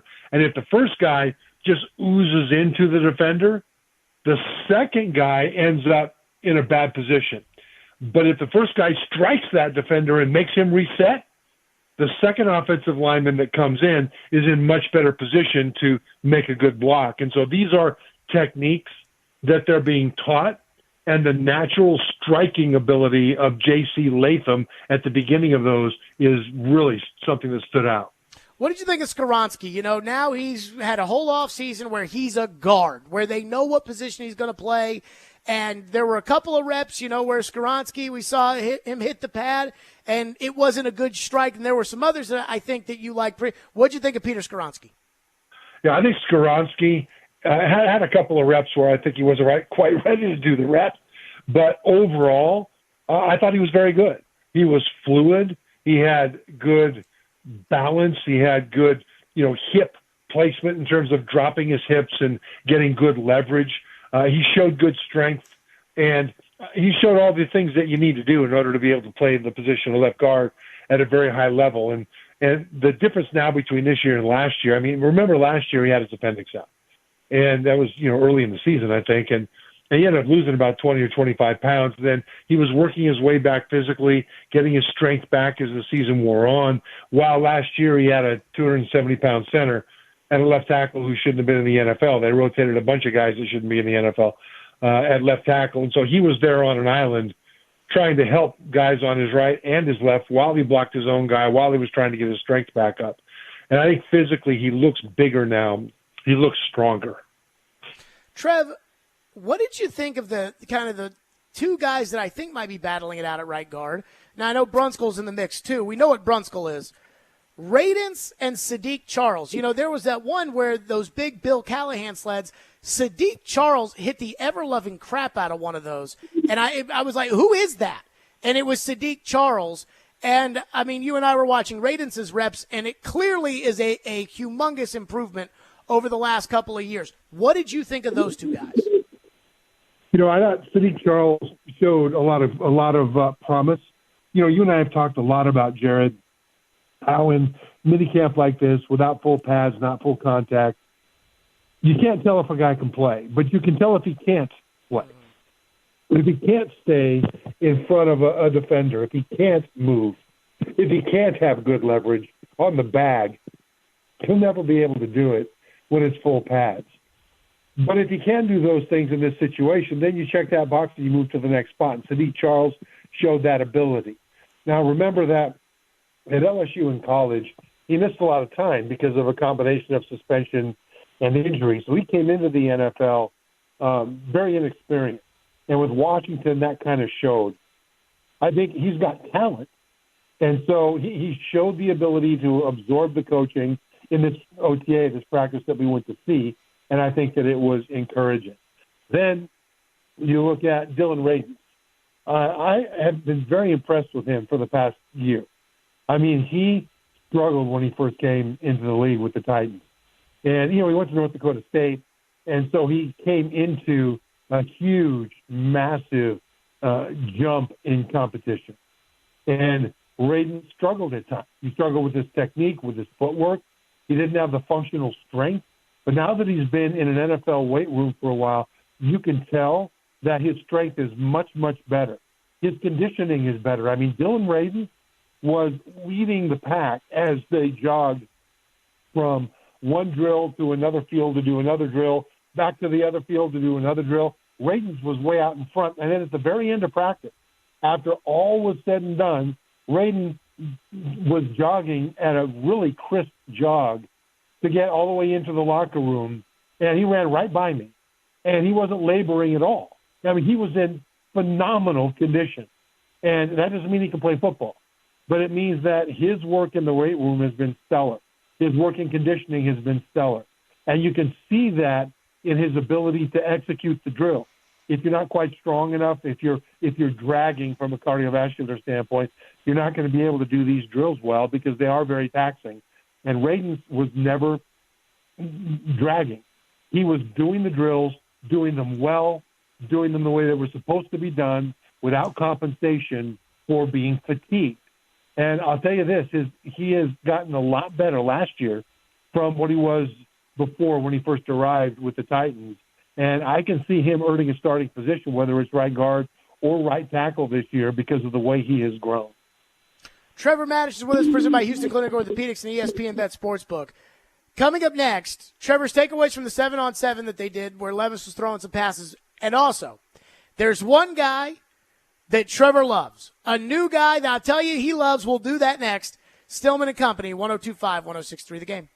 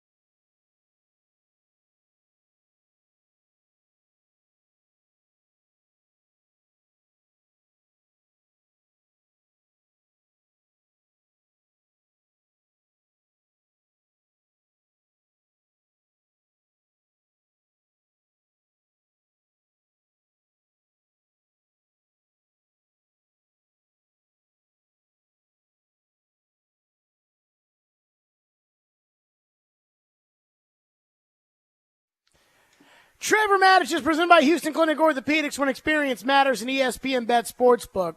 And Rod Thorne was the general manager of the Chicago Bulls. And in 1983, he drafted Michael Jordan, and he said in The Last Dance that he got a phone call from one of the coaches after the first practice, and he said, "You did not mess this pick up." Well, I, with standing next to Trevor today at OTAs, feel like, Trevor, I can say that you feel like Rand Carthon, Chad Brinker, Brian Callahan did not get the signing of Lloyd Cushenberry wrong, because you couldn't say enough good things about him today. What did you think of the new Titans center? Absolutely loved what we saw today, Jared. I mean, he has been a starter at Denver for several years now, so he's got a lot of experience in this league. And watching him in person, you can see that he's the quintessential center. He's not short. He's listed at 6'4", 315, but the way he's built, I'm not sure if he's quite that tall. He seems very broad, very powerful, and the kind of center that doesn't get knocked out of his position by a nose guard at the snap. And that's important, because if the center can either absorb that initial blow while he's snapping the ball or deliver a blow, then he's in good shape to be able to execute his block. And Cushenberry looks like he's got that, not just shock absorber, but the ability to fire out. And he's one of those guys that was moving the sled. I mean, Coach Bill Callahan, the offensive line coach, has a sled, a one-man blocking sled that he developed that looks really super weird, but that forces you to have perfect technique and forces you have to use a lot of strength to be able to move it. And Cushenberry was driving that thing all over the field, where other offensive linemen were having trouble moving it much at all. And so the combination of how broad he is, how powerful he is, how experienced he is, I look at him and I think right off the bat, that's what an NFL center is supposed to look like. Trevor, what did you think of the 7-on-7, Will Levis, and kind of the what we expect to be the starting receivers, out there with Hopkins and Ridley and those kind of? What did you think from that group? And again, what we expect probably to be the first team defense out there as well. I'm not sure about the receivers yet, because the secondary actually got the better of the quarterback receiver combo in 7-on-7, which is just a passing drill where there are no offensive or defensive linemen there. So there's no pressure on the quarterbacks, and you would think that it would be an advantage for the quarterbacks and receivers, but not so much. They made some good throws and some good catches, but overall I thought the secondary made it really hard on them. But the receiver that really stood out more than any other was Josh Wiley. He was a rookie tight end draft choice last year and didn't do a whole lot last year, but coming out of the University of Cincinnati, I thought he'd be an outstanding pro, because he's a tall guy. He's like 6'6", very fluid, outstanding hands, and an attitude that's just a nasty attitude, man. He's got a defensive tackle attitude from a tight end position. So last year I was surprised he didn't become as productive as I thought he might. But this year, right off the bat, the very first pass from Will Levis was a post over the middle, and it was a beautiful throw that Wiley had to reach up high to snag out of the air with his hands, and he did, and he kept running, and it was a touchdown. It was gorgeous. There were other times when there were struggles between quarterback and receivers, but Wiley on that play made you think, okay, they might have something here. Trevor, should I be concerned that T'Vondre Sweat, today Brian Callahan said he's rehabbing something, that he hit the field yesterday for one day of OTAs and he's already hurt? Maybe. It's certainly not a good sign. The question is, why was he hurt? Ultimately, the T'Vondre Sweat that was drafted is not the T'Vondre Sweat that's going to be playing. He is a work in progress in terms of transforming his body. At Texas, rumors are that he played as heavy as 380. At the Combine, he was around 360. My guess is that he'll be playing around 330, 340 his rookie year. And so if he's struggling a little bit with the physical demands of playing for the Titans right now and getting ready to play, certainly in this preseason, then I can understand that. I don't like it, but I'm not ready to judge him until he shows up at training camp at the weight he's going to enter camp in. So, yeah, it's not good, But keep this in mind that T'Vondre Sweat played more snaps per game at Texas than most of the defensive tackles that were drafted in this last draft, 2024. So it's not like, well, he can only go in there and play just a little bit and then he's got to come out of the game. He played a lot of snaps at a very high level. So I would like to know what it is that he's rehabbing and what the problem is. Trevor, we saw a drill today that I've never seen before. I mean, there was so much equipment that Bill Callahan used today that I've never seen.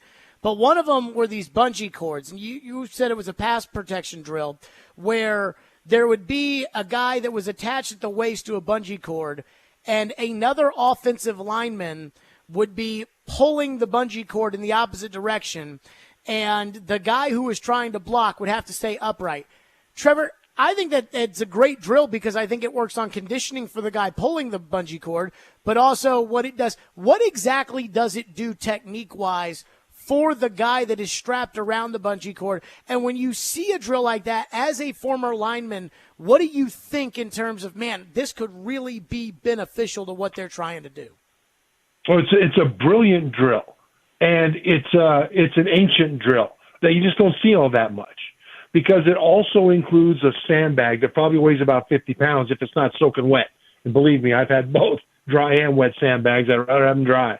And so this really heavy sandbag that you hold on each end with both hands, and you've got to kind of get down into a pass blocking position. So you bend your knees, but the sandbag forces you to have the proper posture. And if you stand up a little bit too straight because you're fatigued and you lean forward at the waist, that sandbag will pull you forward. If you lean back too far with that sandbag, then that guy with a bungee cord is going to pull you back. And while that guy's trying to pull you, another offensive lineman is in front of you pushing on the sandbag. So you've got a guy pulling you back, a guy pushing you back. You've got the sandbag that you're holding up as if you're punching up at a D lineman, and you've got to drop anchor. And the combination of those three things forces you to have perfect balance, perfect technique, your hips in the right position. And while you're developing that technique with that drill, you're developing tremendous core strength because you've got to hold up that sandbag. You've got to have your core holding your body with bent legs in a pass protection position, and not just your core, but your shoulder girdle is also being strengthened by holding up that sandbag. Now you're being pushed and pulled, and you have to drop anchor as if you have a bull rush in front of you. It is a phenomenal drill because if anything is imperfect with your technique and the way your body position is, then you're either going over backwards or you're going over forwards. And if you are perfect, you're going to be fine. And it drills that while it strengthens your core.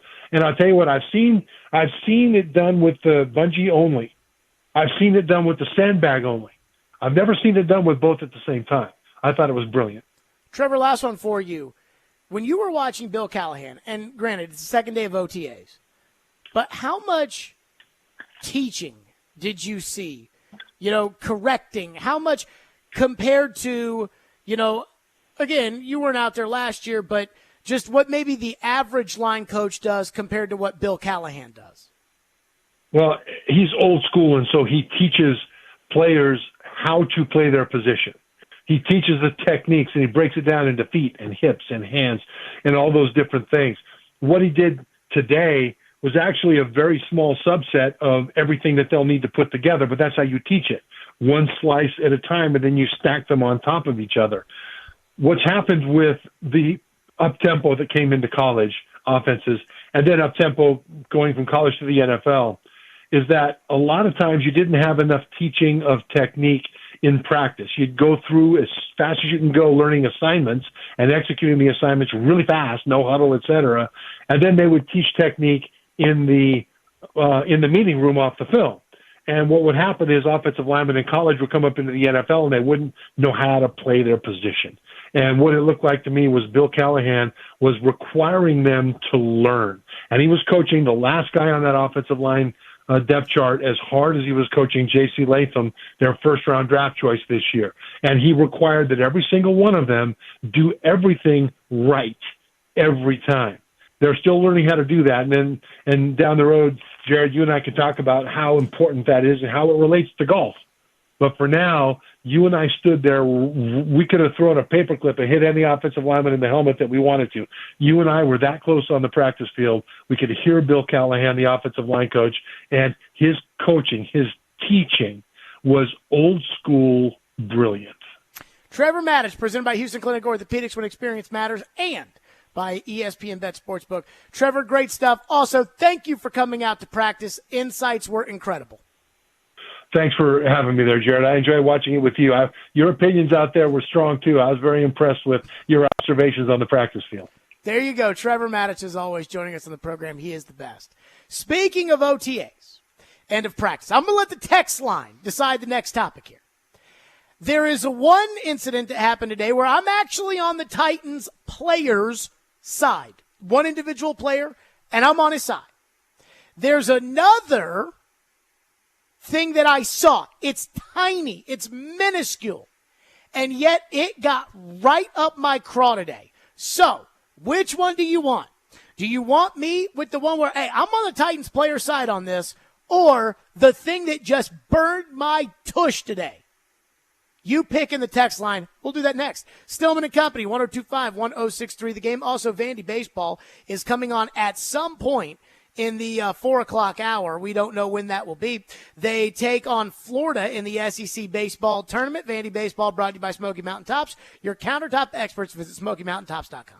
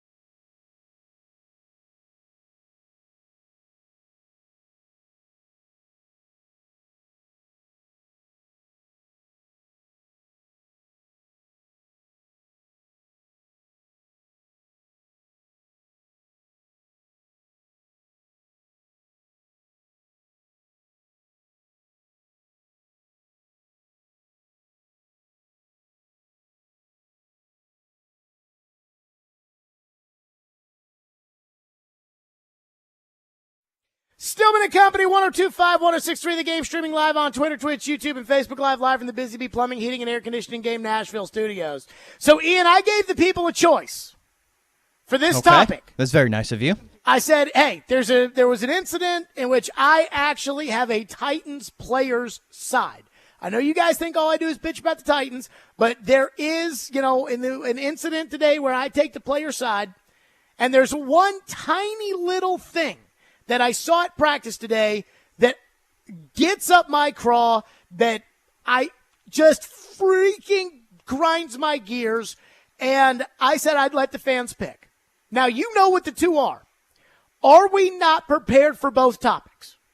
I think we are, yeah. We are. And I said I'll let the text line pick. And it's 90% me rant about the thing, the tiniest little thing. I'm not going to say nothing, because I do think this is kind of important. But the tiniest little thing that I saw, 10% was taking the player's side. And quite frankly, it may not even be 90-10. It might be 95-5. It might be 99-1, honestly. Like the amount of people that want to know what got up my tush. So here's what got up my ass today when I was out there at the field. Again, it's tiny, it's minor, and do not text into the text line and say, oh, God, you're just looking for something to complain about, because I gave you the option of not hearing this, but it's coming. So today I'm out there at the practice field, and it is just like normal practice. The rules are like practice. It's the same rules, even though it's a different coaching staff.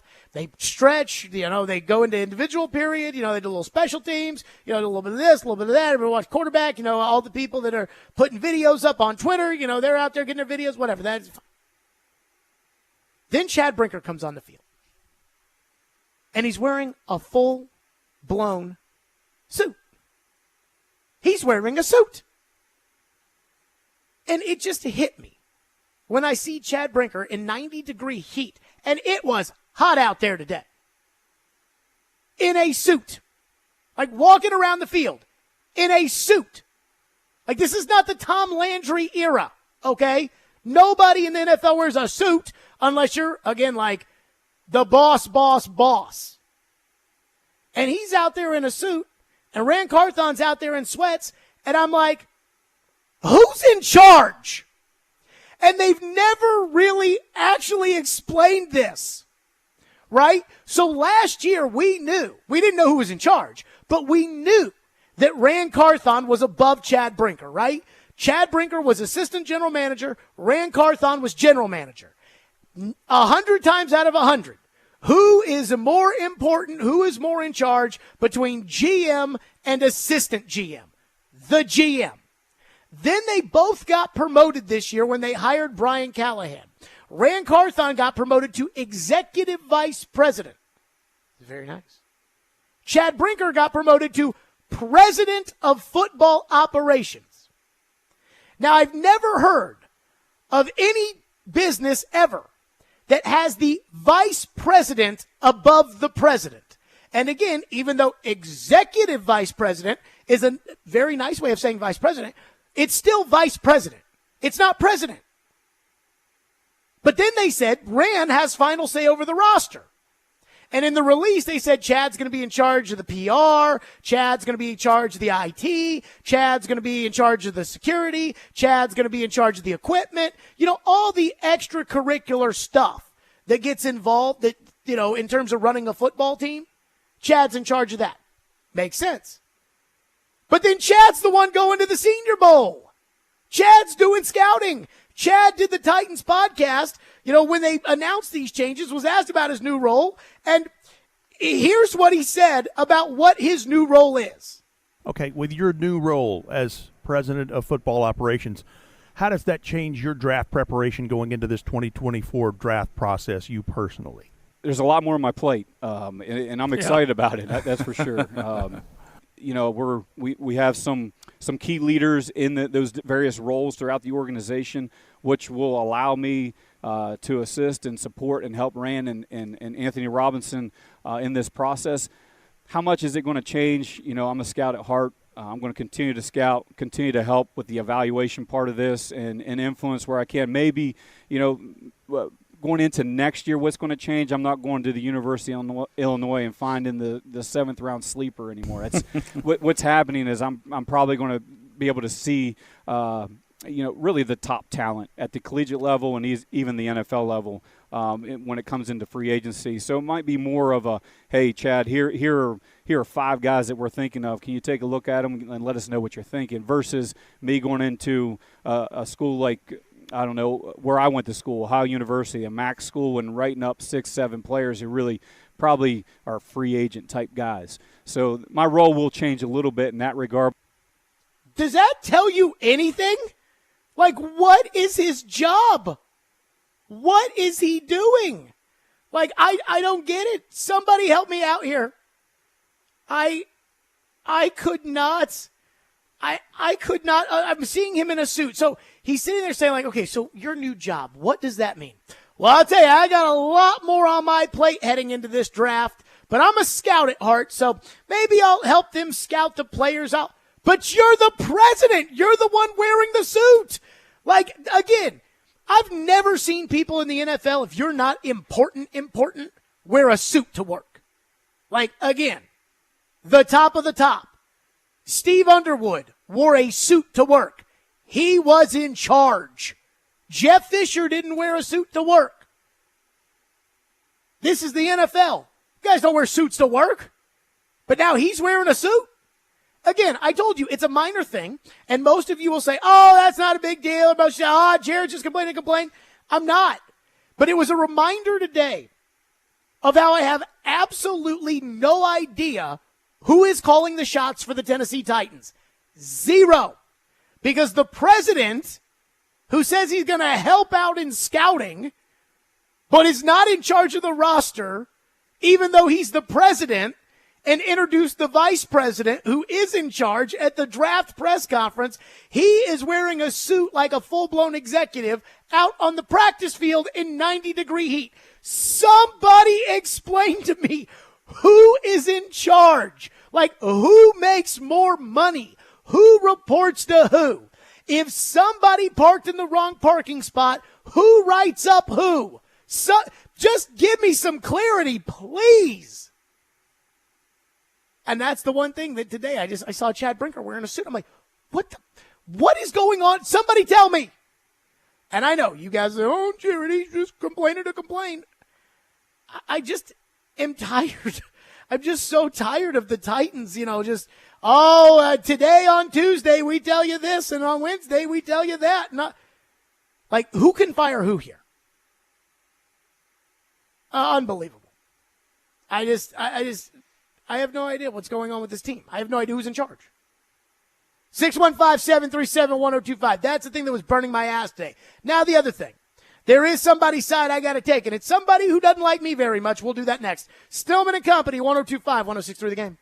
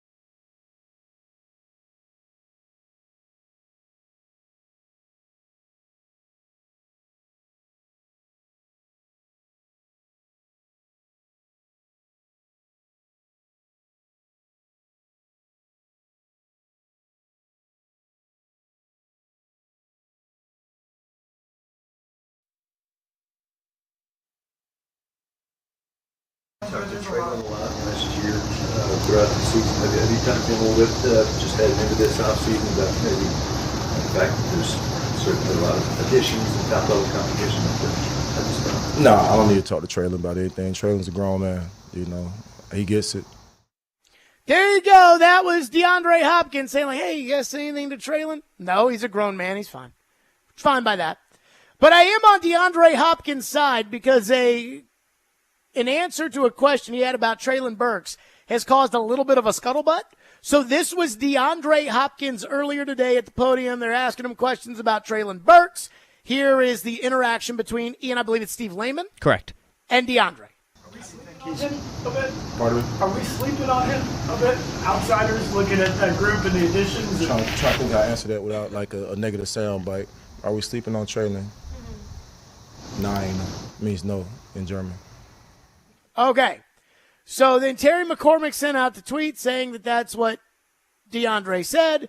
And then, of course, DeAndre, who has twice felt the need to jump on Twitter to call me a racist, DeAndre can't stay out of it. So on Twitter, he said, the media is the only one sleeping on Traylon Burks. No one in the locker room doubted him or slept on him. Quote, we are not people, end quote. I can't speak for people, so 9, he's never been slept on to us. Thank you, come again.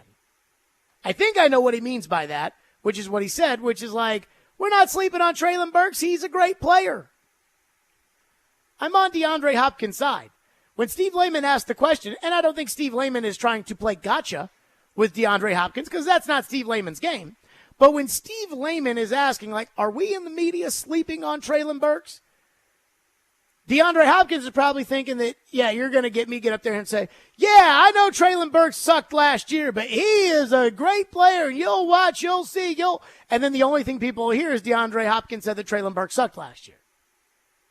And I get that. Trevor and I were on the football field today, and we were talking about how both he on television and me on the radio, the amount of times that somebody gets mad at us for something that they think that we said as opposed to what we actually said, it happens. So I understand DeAndre Hopkins standing up there, hearing Steve Lehman's question being like, I don't want to make this into a soundbite. So,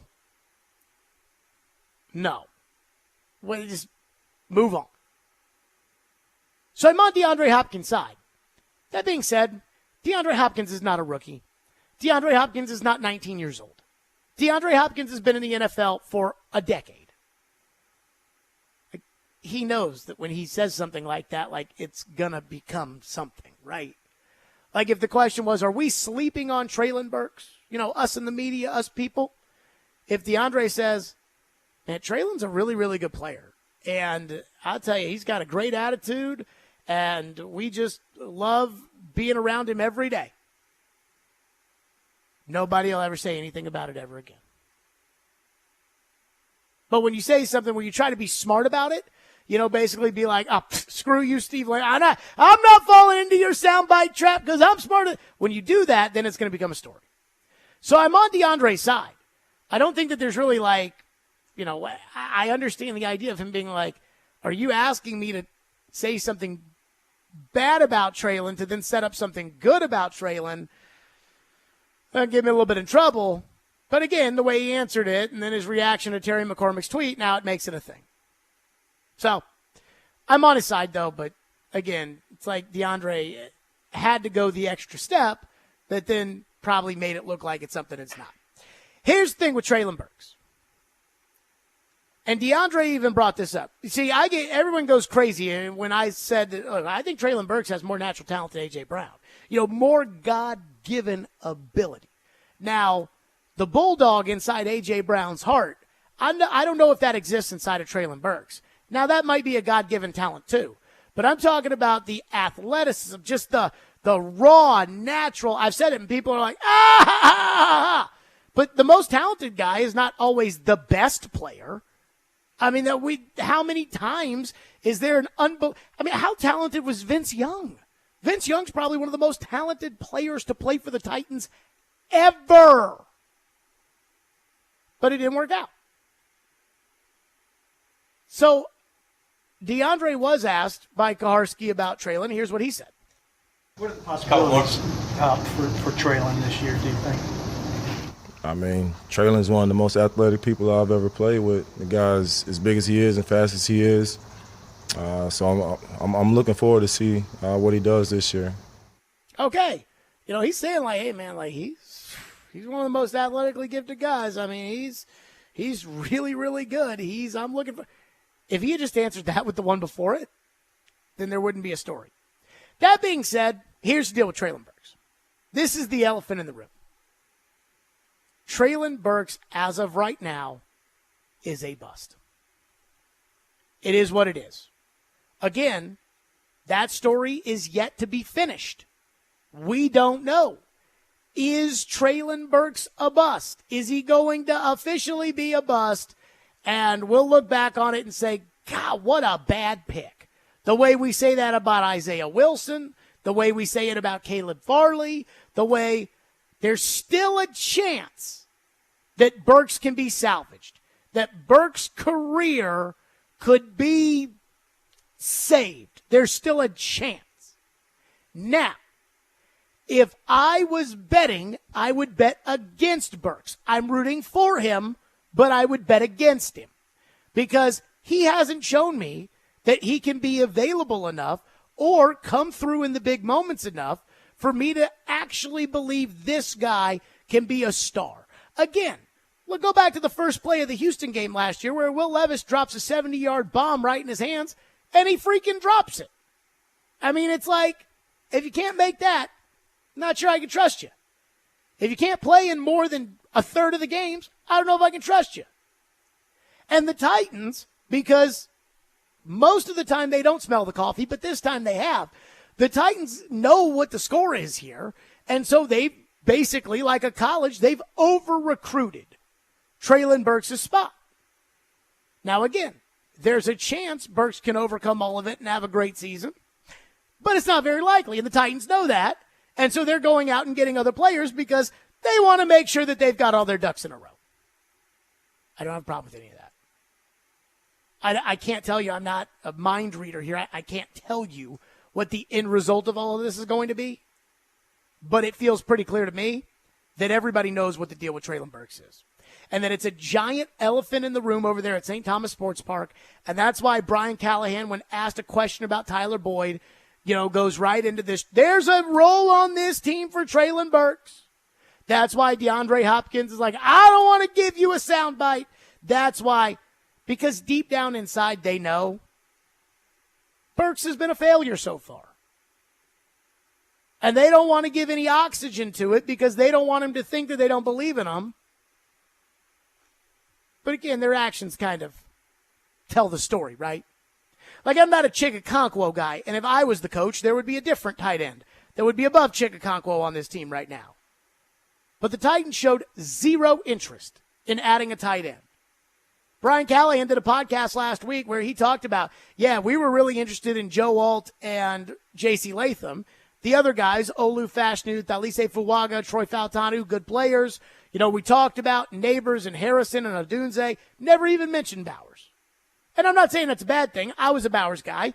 Not sure they are. Not sure they use the tight end, that much the way Brian Callahan does things. But I'm not a Chigakonkwo guy. But their actions have shown us that they believe in Chigakonkwo, at least to be the starting tight end this year. Their actions show us they don't believe in Burks. But again, it's not DeAndre Hopkins' job to say who they believe in and who they don't believe in. So I'm on his side. But when you get all pissy like that, it's going to be a soundbite. 615-737-1025 is our phone number, 615-737-1025. A lot of you want to weigh in, so we'll do that on that, and then the Chad Brinker thing up my craw. We'll do that next. Stillman and Company, 1025, 106 through the game.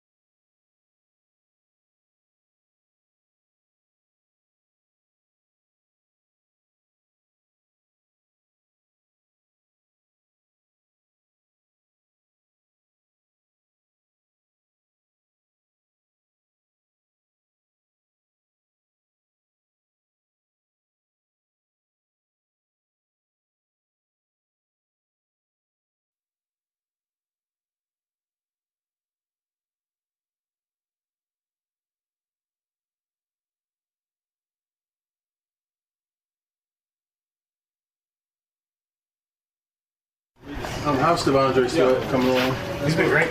He's been great. I mean, he's been plenty of work. He falls in the same boat as all the rookies do. You know, he's going to make plenty of mistakes, and but everything those guys have done, he's put the work in. He's done a nice job in the meeting room and translating things to the field. So that part's been exciting. Rehabbing some of it? Yes. Okay, that was Brian Callahan saying Devondre Sweat was rehabbing some today because I didn't see Devondre Sweat out on the football field today. But now, Ian, the Titans have released on Instagram a video of Sweat hitting the field, putting his fingers up, saying, day 2. There we go, baby. Get but that he wasn't work on the field. Where was he? Couldn't tell you. And the coach said he was rehabbing, so he went out on the field. He went, I don't even know. I just know this.